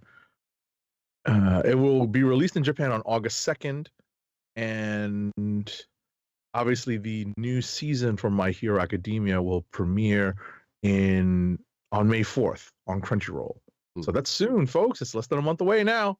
Yeah. I mean, I feel like some of these kind of follow an OVA type tradition, because OVA is for you know, for those who didn't know, original video animation, basically stuff that went straight to video, sometimes even before a show comes out, or if you're old like us, sometimes you just see them in a blockbuster and they're like, oh, there's that, and then a show happens to come across before, or a show was having to be around but not localized, not translated to English before now. But yes, the stuff that a lot of stuff that went, a lot of classic anime was, OVAs straight to video like that. That may or may not be canon, but still treated as a part of the world in one way or another. And this felt like this is kind of on that. I don't even know if they do still do a traditional OVAs like that anymore. They probably do, but I don't know. Right, there are some that like some that are subtly different. Some adapt parts of the previously seen on animes. They're like summary movies, but some of them do put in different things. Like I could tell you that one of the anime that we're about to talk about does that too. They have like completely separate OVAs that are part of the story. Yeah, and funny you should mention that because I was recently watching. I was watching on the Crunchyroll streaming channel, or one of the streaming channels that show anime. Basically, the Ronin Warriors OVAs were on. Mm-hmm. And of which I had not seen, but I was like, oh, okay. I knew it was a thing, but I had never seen them, so I was like, I was just sitting there watching them just for giggles. Demon Slayer, Kimetsu no Yaiba Hashira Training Art streams on May 12th on Crunchyroll. So buckle up, folks. It'll be here in the next month, with new episodes following every week. And of course, dubs for a bunch of different languages, including English, will be produced and released in the future, according to this Crunchyroll article. So, yep, that next arc is almost here, folks. Right, some of us saw it in the theater. The first episode. Well, the first episode, yeah, you can see the whole thing. And brag about it, why don't you? I know. We saw the first episode, folks. Anyway, all right, next up, Solo Leveling Season 2 release date. Crunchyroll set to Solo Leveling Arise from the Shadows when it airs, but when, and the when is story here, and I'm scrolling. It'll be airing, it may even come out later in 2024, but we don't have any sort of date yet, apparently, in this article. Yeah, this is one of those articles that's almost ones that I hate. It was like, hey, when is it gonna air? But it just doesn't do anything but tell you stuff you already know. It doesn't actually have a date. Right. This is kind of buckling close to that one. Gotcha. So, next. After 30 years, G Gundams teases a new anime. I thought we talked about this last week, but I know we did talk about some Gundam stuff last week. So Mobile Fighter G. Oh, I know I mentioned G Gundam last week in relation to something we talked about. That's what it was. Is apparently, well, there was a tease in the 45th year anniversary special stream that happened on April 7th of this year, so a few days ago. The stream saw Tomokazu Seki, Kana Ichinose, and Toru Fuyura, there's no in attendance. This was on the official Gundam channel on YouTube. And if you want to go check it out, it is the Gundam series 45th anniversary special stream. And I guess part of that at 4220 had news on had a news for Mobile Fighter G Gundam fans. And I know there's probably some out there. G Gundam was wild. I can't say I watched a lot of it, but I never really got into it. Like, whatever. It's basically just like, hey, what if you had a Gundam, what if you had Gundam Street Fighter? Was the basic crunch of it. Like, every nation had their own Gundam or Gundams, and they fought each other. So it was like almost totally like Street Fighter. Right. Where they would just kind of go around. I can't remember what was the overarching premise outside of that, but that was pretty much that. So that show's kind of weird and wild. And apparently might be getting a sequel or something in the future, or something to this. Like I said, the tease was there. I don't necessarily know what the tease was fully about, but G Gundam fans rejoice, I guess. Next up. All righty, folks. The best news of the week.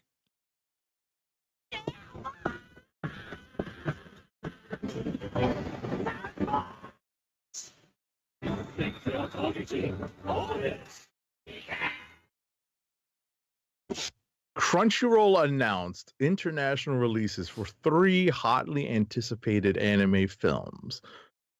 Crunchyroll announced international release dates and titles for Haikyu, The Dumpster Battle, and Blue Lock, the movie episode Nagi, which both launch in the next few months, while Overlord, The Sacred Kingdom, has also been confirmed for international release at a later date. These announcements were made at this year's CinemaCon, and North America and select territories are going to screen Haikyu, The Dumpster Battle from May 31st, 2024, and Blue Lock, the movie episode Nagi from June 28th, 2024, while the Overlord, The Secret Kingdom release date is yet to be confirmed. So yeah, The Dumpster Battle is coming out May 31st, folks. Expect movie protocols to be in effect for that Thursday. I will be there opening night. There's virtually no question about that. Virtually no question. Right. So May 31st is a Friday, so I'm going to presume that they're coming out, that it's going to be out in like the quote unquote preview night on the 30th. One could assume that, yeah. Yeah. I wish now, so Agent 70, a little behind the scenes, messaged me, what was this, yesterday? Right, when it was announced. Yeah, when it was announced, and again, it was a text message, but you could just hear the excitement in his voice. I would dare say close to, if not coming across almost as if there was a squee. Right. Very close. Very close. Very close. And I think, matter of fact, you didn't even say what it was. I just knew what you were talking about. I don't remember if that was the case or not, because I don't think you actually specifically said. No, I'm sure. I sent along the images. Right. Oh, you know what? Images. May 31st in theater, right? So yeah. So I didn't actually see I didn't see the images until, but I saw the May 31st images, and I thought, okay, I know what this is about. And then I saw the images, and I was like, okay, yep, there it is. So yeah. My man's was quite excited, and as you can hear, is excited about this. Also, in this article, by the way, Crunchyroll provides an exclusive 10-minute sneak peek of Spy Family Code White, which is coming April 19th. Because that's next week. Yes, CinemaCon attendees got a sneak peek. We don't get the sneak peek, but CinemaCon attendees did. Man, there's no way I'm going to be able to make movie protocol next week. I don't think.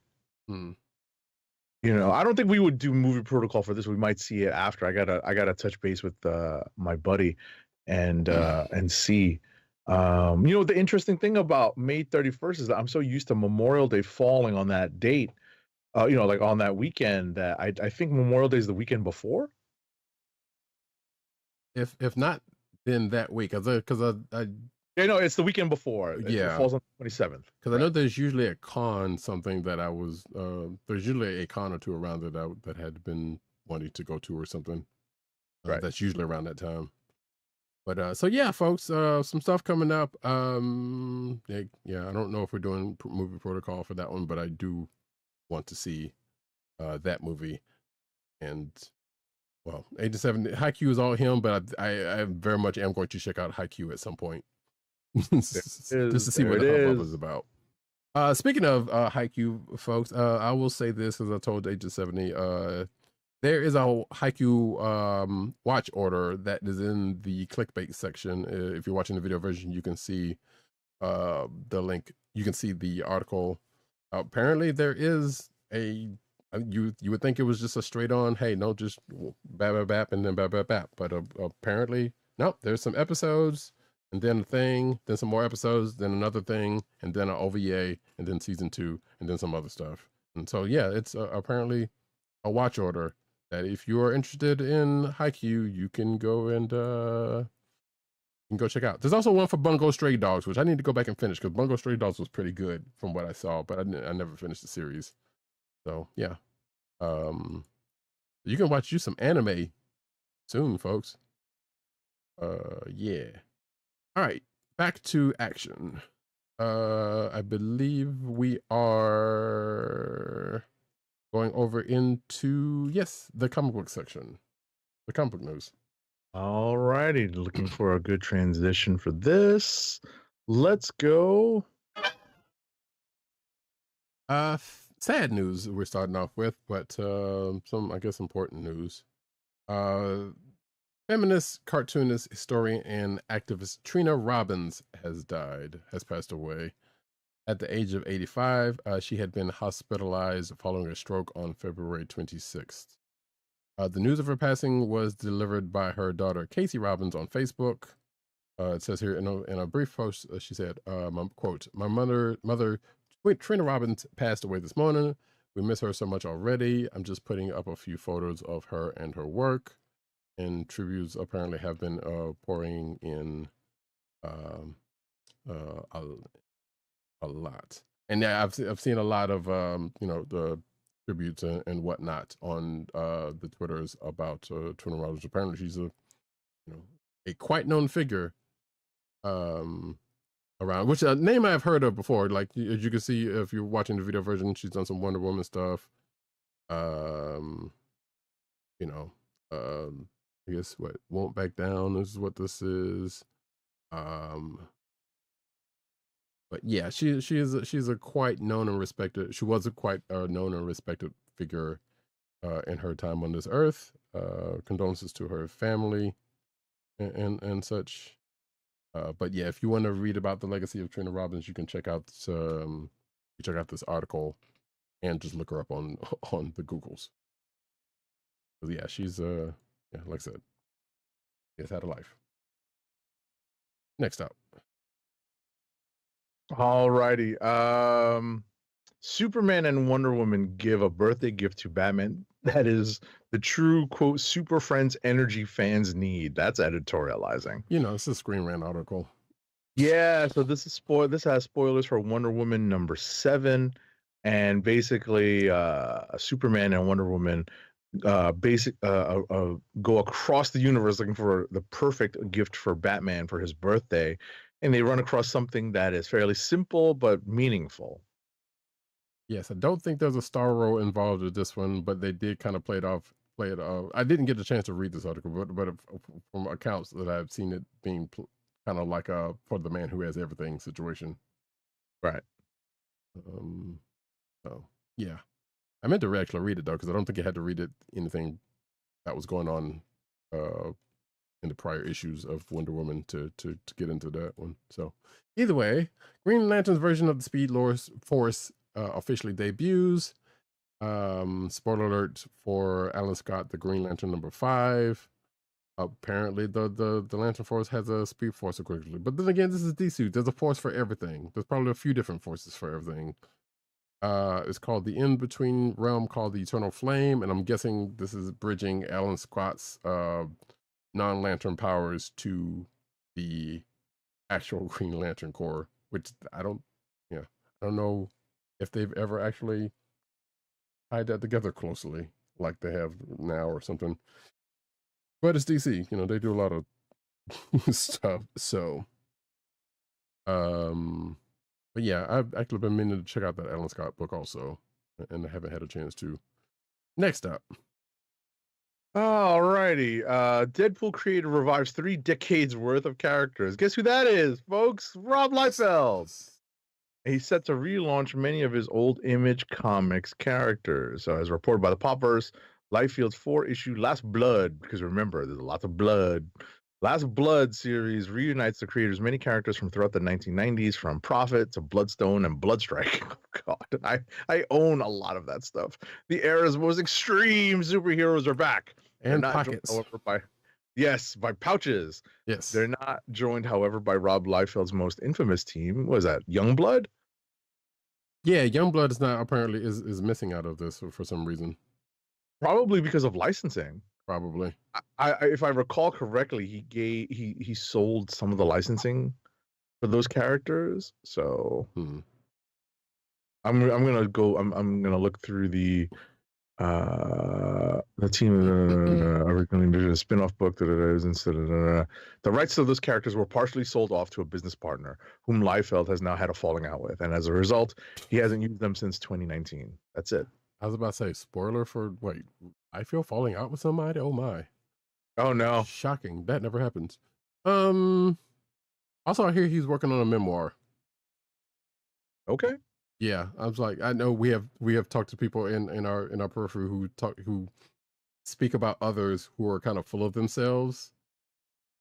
I feel like this person should be in that running, but this was not the person that they were talking about. But yeah, next up. I meant to ask you about this before I put this in here actually, because I was going to play hyperbole or whatever with this. But again, this is another, I need to stop using these people, but sometimes they give some sort of information. Captain America's new injury permanently changes his body in Marvel lore. And this is spoilers for Captain America number 8. So 8 and 70 recall what happens so this, there. Right. I read this, and at the end of the point here is that something happens to Cap, and he does get restored, but it is deemed to be somewhat temporary, and at some point that change to his body is going to come back at the worst possible time. Right. Presumably before his death, or from what I've read. Exactly. So, okay. X-Force is relaunching this summer with Forge in charge, and he's planning to fix the whole world. So, yeah. So yeah, I guess we were starting to get information for the what are you even calling this? From the Ashes era of the X-Men.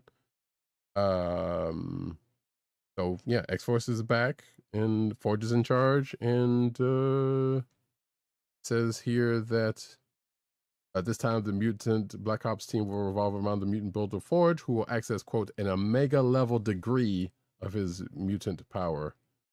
Which he ain't one of the 12, and he's never been one of the 12. So, is this a way of making him Omega level?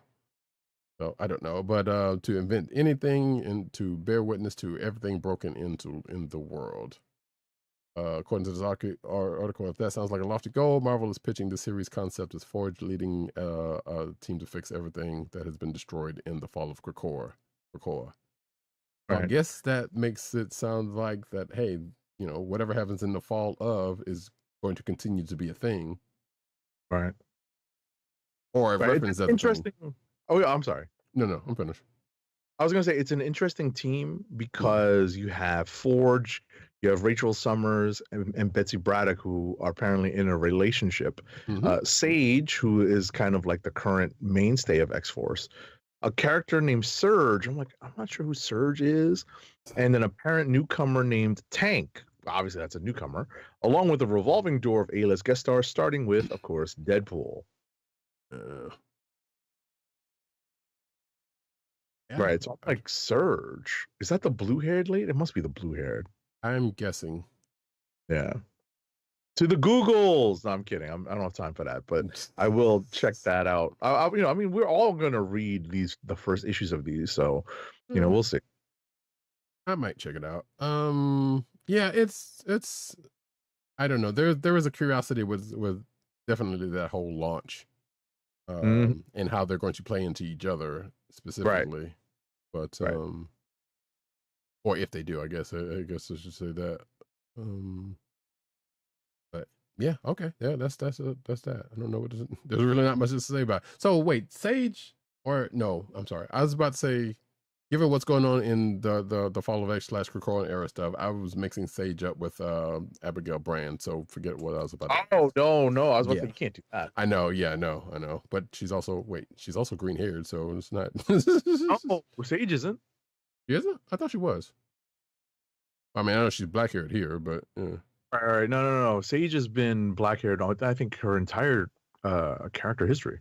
Okay, I don't know what I'm thinking of then, but we're moving right along. I think you've got the next one. No, I just did the last one.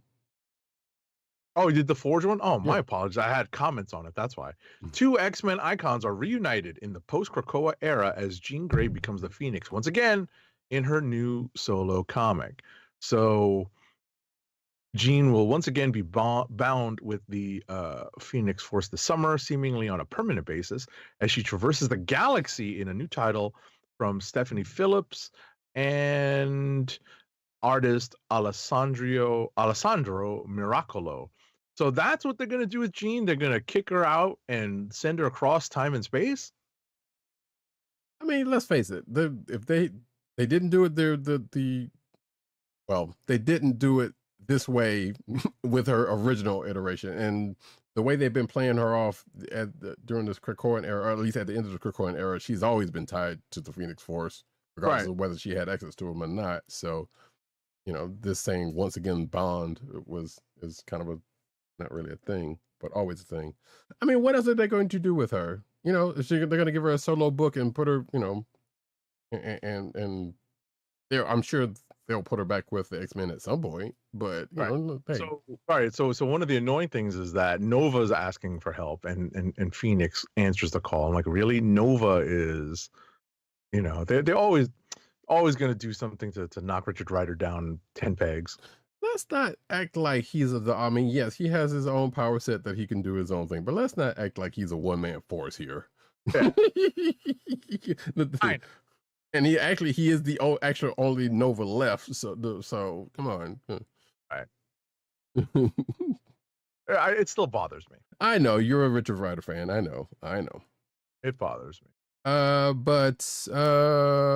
yeah, I guess this goes on to so this article actually mentions something that I've been kind of curious about, because they never, that as far as I know, they hadn't really done anything with that, and that is the fact that Echo had the Phoenix Force up until recently. Well, actually, so far as I know, she still has it, but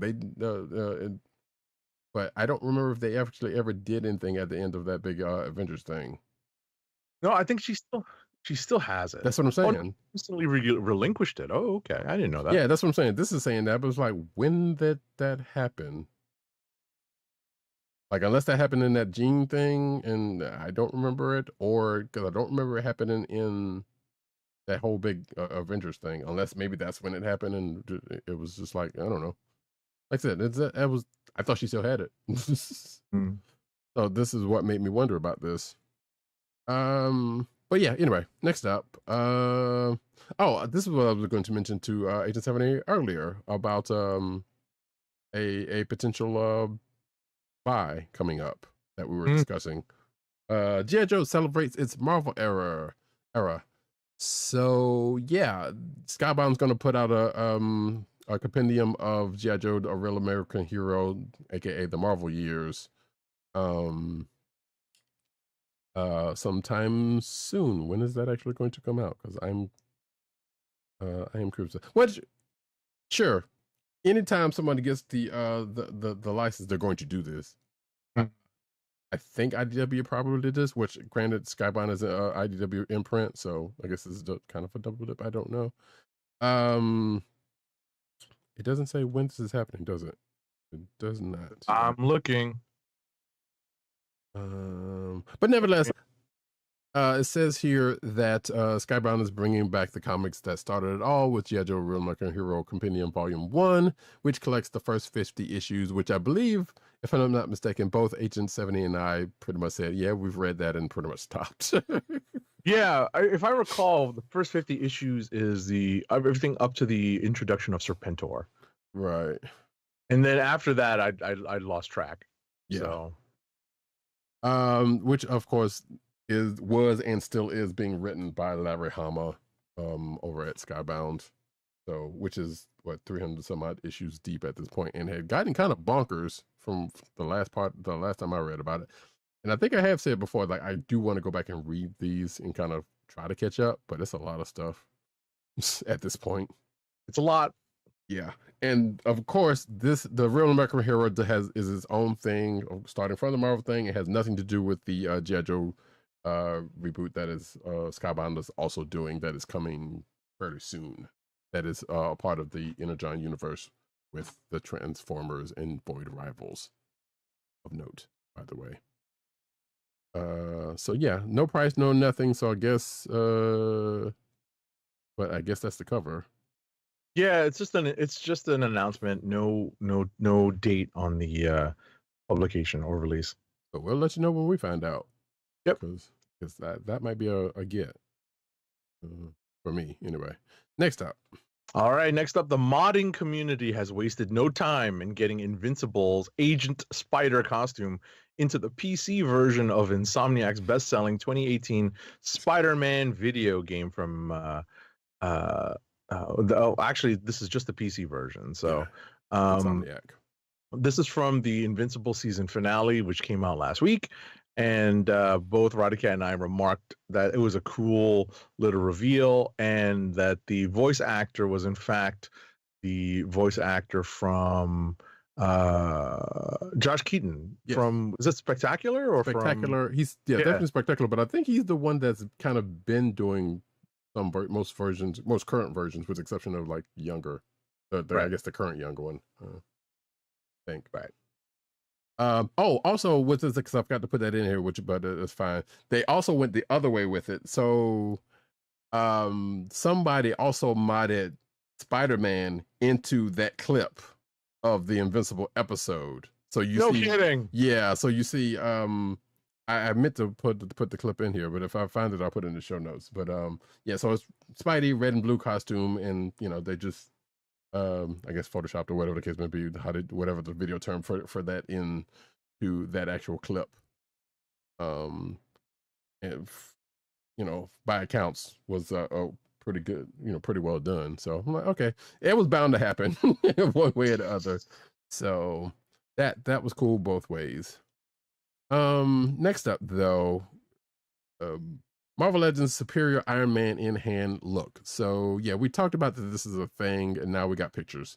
So we got I hate bringing up Superior Iron Man because it just reminds me of not AVX, Axis. Yeah.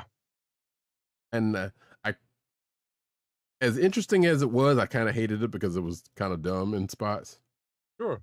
Because if for folks don't know, Marvel had this event called Axis, which basically meant that, hey, the heroes some kind of way got their personalities flipped, so they were evil, most of which I think probably has something to do with Scarlet Witch or something. I don't remember. And then we got the Superior Iron Man out of this, who, if you know anything about Tony Stark, wasn't too far off of what his MCU portrayal is kind of like. Like he was kind of, arrogant, sarcastic, kind of like he actually is now in certain ways. But I mean, with the exception of his current version, in Invincible. But like, yeah, I don't know. I didn't care for this version of Iron Man, even though, despite of what they're gonna do. But here's a figure, because at some point, I'm kind of surprised that it took this long to get a figure. Superior Iron Man. But if you're watching the video version, you can see an actual in-hand picture of the figure in box. What you think, Agent 70?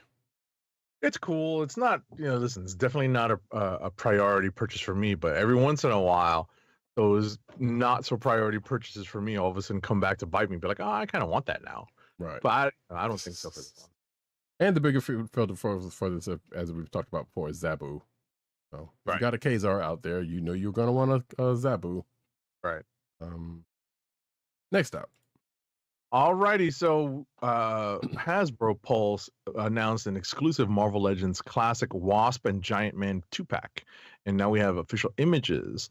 The coolest part about this is that it's obviously first appearance of Wasp, so you get the black and red with the antenna on top. You also get a maskless head, which is a nice touch. The Giant Man is cool because you get an alternate Hank Pym head, you get a lab coat, you get a miniaturized Quinjet, which is cool, and some other accessories. So yeah, this is like, I'm borderline on this one. I don't have any sort of affinity for the original Wasp costume because she's gone through so many. And for me, the 80s representations that we've gotten, I think there's one, blue and white costume that was done that I think would be my 80s Wasp. but I'm more than content with the 90s black and gold one as well, black and yellow one that they put out. Yeah. So I don't necessarily need this one, but you know what? It's not a bad set for two figures, and this is something that's more likely than not to go on sale. I hate to say it. Mm-hmm. I don't like the alternate head for Jan because it's not the pixie cut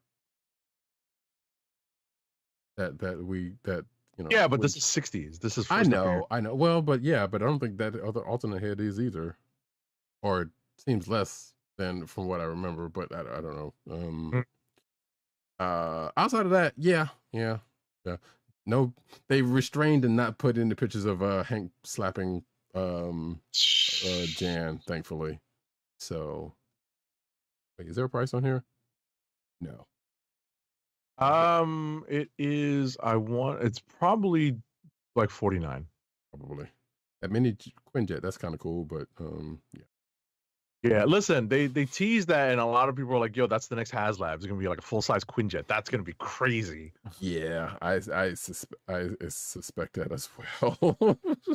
Which I'd be, you know, hey. No, I mean, but they showed the mini Quinjet as like a tease for this, so you know, I think but a lot there was some speculation that was the next HasLab crowdfunding project, and that thing would have to be gigantic to fit 6-inch figures in it. So if assuming they went that route, but I guess yeah, yeah. I don't know. Anyway, like I said, I would still be down for it if they did it. I mean, well, depending on the price, obviously. Tempted, right? Be tempted. Yes. Next up, though, I think this is you. Funko unveil. I was about to say no, because I did the Hasbro the Wasp Time Man. Hey, guess what, folks? Check off for your Funko checklist. You can now add X-Men 97 figures because here they are.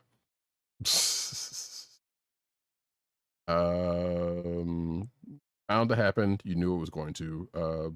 I don't know if this is like a click through or whatever, but I'm not going to do it. You can see the Wolverine right there, which doesn't look any different, that much different from any of the other stuff. But you know, I know that's the running joke with Funko Pops. But apparently, let's see, stylized as a retro ad. The promo includes a look at figures for Wolverine, Cyclops, Gambit, Bishop, and an oversized Sentinel with light-up eyes for the X-Men to do battle with.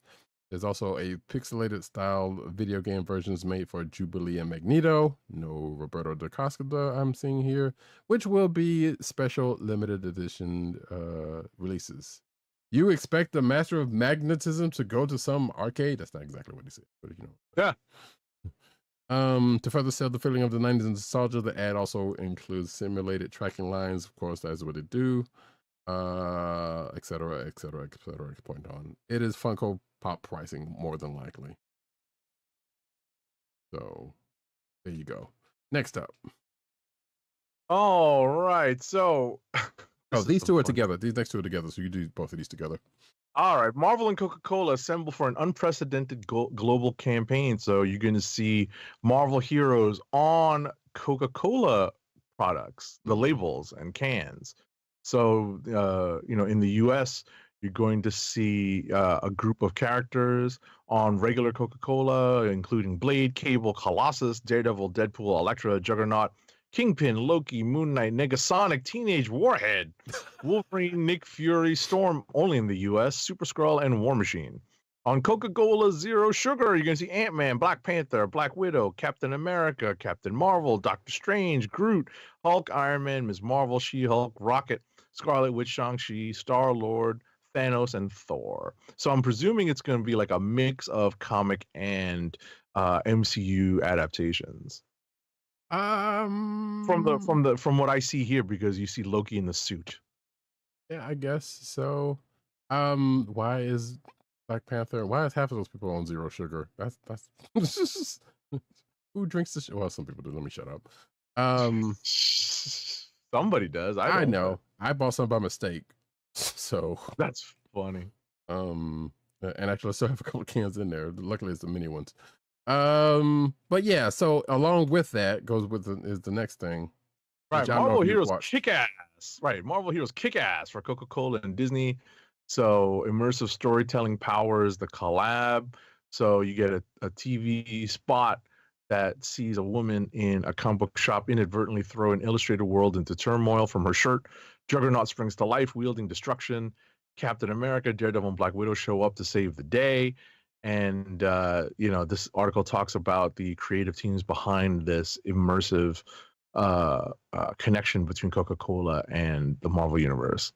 There's also going to be an immersive AR experience on the Coca-Cola website and a prize giveaway featuring a Disney cruise, Marvel movie screenings, autographed memorabilia, and Disney Plus subscriptions.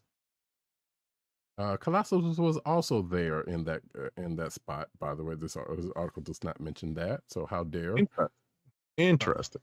But yeah, it was a neat little spot. I watched it, and of course the spot is attached to this article, which is why I put it in here, because it wasn't in the first article.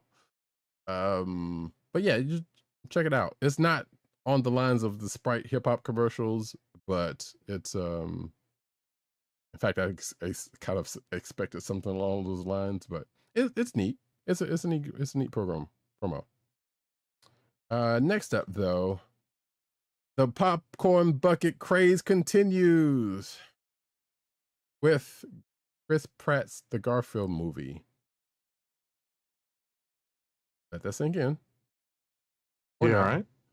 The Garfield movie collectible popcorn bucket is coming to Regal Cinemas. If you're watching the video version, you can see it. That thing looks like a big Tanuki head and not Garfield. Looks like a big-eyed Tanuki. Again, not as bad as that Dune bucket, but still not great. I think also, and I didn't put it in art, and I believe, I don't know if this is real, but there was supposedly like a Wolverine and Deadpool soda cup, I guess, doing a riff of these popcorn buckets. But I don't know if that was like real or not, but that would sound like something they would do for that movie. But yeah, that's another popcorn bucket is thing. It's a thing, folks. Next up. The new Lego D&D crossover set is pricey, but you can snag its fun Hot Wing-filled adventure as a free PDF. So, Dungeons and Dragons, Red Dragon's Tale, D&D's crossover with Lego is now available. So, the full set is $360, but you are getting 3,745 bits of Lego. That's a lot for a set, but hey, you don't actually have to buy the full set to play the adventure, which can be downloaded in PDF form for free, $99, free on D&D Beyond. You do need to make an account to do so. Which it's a free account, so you can do that. But right. But that's cool that there's an actual crossover with Lego. D&D crosses over and Lego shit. Lego crosses over with pretty much everything. So in D&D at this point is doing this crossover crazy, so it was probably a matter of time. Right. Also, I saw Hot Wings. I was like, wait, so Lego characters are gonna do Hot Ones? Yeah, right. Which maybe that's in the campaign. We don't know. I just saw. I think Conan O'Brien is on this week's episode. I saw the thumbnail for that one. I was like, I don't know if I want to watch that one or not, but sure. Conan will be funny at the very least, though. Yeah, maybe trying a little bit too much to be. That is my fear. But anywho's 40th anniversary Transformers exhibition event details and exclusive Bumblebee clear version. If anyone's out there asking why Bumblebee is not showing up in that new Transformers book, what is it? Some Children? That's the line from Game of Thrones. Wait, what's that? No, don't worry about it. Oh, you kind of cut out. That's why I'm asking. Oh, no, I said something about summer children or spring children. Oh, you like sweet that. Summer child. Yeah. Oh, yes. Summer child, yeah. Yes. Yeah, I would say spoiler alert, but that happens in the first issue. So, anywho, so yeah, there is going to be once again a 40th anniversary Transformers exhibition, the first exhibition in 10 years. It's unfortunately for us in the US, going to be starting in Osaka, Japan, starting on May 10th, Friday, May 10th, 2024. In addition to exhibiting toys from the 40-year history, including characters that appeared in the original anime Fight, Super Robot Life Form Transformers, as well as Beast Wars and the Hollywood movie series. There's also an exhibit, not to be confused with the rapper, where you can enjoy explanatory panels and videos of past works. I would love to go see that, honestly. Ain't got that kind of scratch. Takara Tomy will also be selling, of course, commemorative Transformers, quote, SSEX, which, man, Bumblebee yellow clear version, and event commemorative goods. And I assume the this video attached is about the event. Quick side note, I was in Walmart a couple of days ago, and I was tempted by a by a purchase that was right by the door, because they had a little display that was stuff they had on clearance, and it was the Studio Series. It was a Studio Series 2-pack of Perceptor and Wheeljack.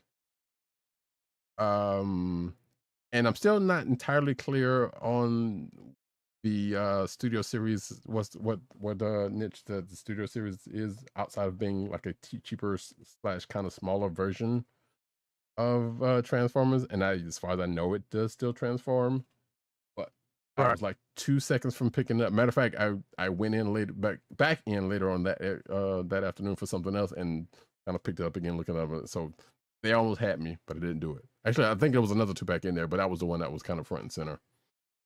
So I don't. They keep trying to draw me in, and I'm trying to resist. Plus, I'm trying to save up for some other masterpiece ones. There it is. There it is. Next up, Just out. They pull me back in. Which is actually kind of funny, because Pluto TV has been running the Godfather series. Yep. And the spot they'd be putting up has that actually in it. Because of course it does, because it's all the lines that you would know from the Godfather. Of course. So. All right. Our penultimate story. IDW unfortunately has had layoffs and announced departures. So IDW Media Holdings management layoffs, and the departure last week included the company's chief operating officer and 2 editors. Amber Huerta, who joined IDW in 2021 and was promoted to chief people officer and chief operating officer in a management shakeup a year ago, was among the 5 management layoffs. Group editor Kristen Simon, who was handling original graphic novels, collected editions, and new initiatives, was another of the layoffs. And of course, following up something we talked about, I believe, last week, and Roddykat is going to cover more about this in the next story, because this person, longtime special projects editor at IDW, Scott Dunbier, who handled the company's artist editions, left the company last Friday. He announced it himself on Facebook. Yes. And Roddykat will take it from there. And before I get to this last work, I just noticed something on the side that got a little news on that that G.I. Joe compendium. So apparently, it's going to cost $64.99 and be released on October 2nd of this year. Nice. We got another update. That's right. Yeah, October 2nd in comic shops and October 15th in bookstores and on digital platforms, according to this article. So there you go. If you, like myself, are interested in that, hey, there you go. Oh, and it's going to be on newsprint, by the way, for those, as it says, for an old fashion field, and will probably smell great. That is not me being facetious. I'm just saying, hey, newsprint smells good. Yeah, I'm still very fortunate to own a couple of my original G.I. Joe comics from back in the day. They're in rough shape. Mm-hmm. A couple of them I have replaced with like fresher copies. But I'm still fortunate to have a couple of my like super beat up, like well-read, well-loved comics from back in the day of G.I. Joe. Hey, same. Matter of fact, one of these days, once I get things situated, I need to go out in my garage and see if they're still somewhat intact. But we'll have to do that more recent for another reason. last article for tonight. In fact, before we even get to that, Scott Dunbier announces that he's setting up a new comics publisher. Apparently an announcement is going to be expected at this year's San Diego Comic-Con. We talked about, this with that last, with the article Agent 70 talked about, and last week, what his credentials are. So, yeah. And apparently they confirmed that he wasn't the new Batman editor. So according to this article from this place that I normally try not to get stuff from. So yeah, more news to come on that in a few months, actually, because yeah, Comic-Con is coming in July. Yep. So yeah. End of July. Yes, that's correct. I thought it was mid-July. No, and it's the last weekend. So regardless, coming one way or the other. And that, folks, is the end of the news. Can we get the last ad read? Our last ad read of the night. You know what we read last, especially when we're trying to go to bed. Keep our podcast free by shopping at Amazon. Visit cspn.us, then click the Keep Our Podcast Free link at the top of the page. From there, scroll down and click on the Amazon link to shop. Purchase items from Amazon as you normally would, whether it's books, music, electronics, jewelry, apparel, or Marvel Legends. For every purchase made on Amazon through our link, Amazon sends the CSPN a payment that helps us keep the Comic Book Chronicles podcast free for our listeners at no extra cost to you. Amazon.com through cspn.us. Do it today. All right, folks, that's it for this show. We will be back next week. Same bat time, same bat channel? I believe so. Okay. So, yes. I don't think we're taking off for Spy Family. No, I wouldn't have to. You would have to make that call if you were going to do that. Right. If we do, I have to let you guys know, because then that would completely throw some wrenches into everybody's schedule, because I know that my Fridays are still kind of booked up for the rest of April. So we'll see when we record. I'm presuming we're going to do it regular time. Yeah, take it at this note is that we're not going on movie protocol. Stay tuned to our socials, which are as followed. You can find me, Roddykat, at Roddykat on Twitter. You can find me at News Need on Twitter. You can find me at CBCaps on Instagram. Actually, I got a couple of, I need to queue up. I wish you could queue up Instagram posts, but I don't know if you can or not. I don't think so. I think you can. Can? I think you can. Okay. I've not done it, but I understand you can. Okay, I'll look into that then, because yeah, there's a couple of them I could have been doing. But yeah, Agent_70 on Twitter, Instagram, and Threads. PC_Dirt on Twitter, Pop Culture Network on Twitter, Pop Culture Network.com, and all of his umbrella sites therein. Tim DOGG98 on Twitter, CB Cron on Twitter, which is the Comic Book Chronicles Twitter account, the Kliq Nation, thekliqnation.com, but more importantly, he is over at comicbook.com, writing his face off. You can find this here podcast on the Coastal Podcast Network. That's ESPN.us.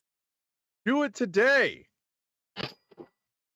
You can also find us on your podcast place of choice, whether it be Google Play, Apple iTunes, aka Apple Podcasts, Spotify, or the Coastal Podcast Network's SoundCloud page. Make sure to click like, subscribe, and leave us all the positive 5-star reviews, especially on Apple Podcasts. Indeed. And like I was alluding to earlier, you can find us recording mostly every Thursday night, which is our regular time or in date, 9:30 Standard Time, on the YouTube channel of the Kliq Nation. That's youtube.com/thekliqnation and twitch.tv/Comic Book Chronicles. Make sure to click like, subscribe, hit that notification button so you know that we are on live. And I know I promised more video game of the comic book sort streaming on said Twitch channel, and that is coming, but things have been happening lately to where has been taking me away from feeling like doing that, honestly. So, but they're still coming. Stay tuned to the channel for it. Yeah, catch them when you catch them. And with that, folks, This has been the Comic Book Chronicles. Peace. Peace. One. I love it when a plan comes together.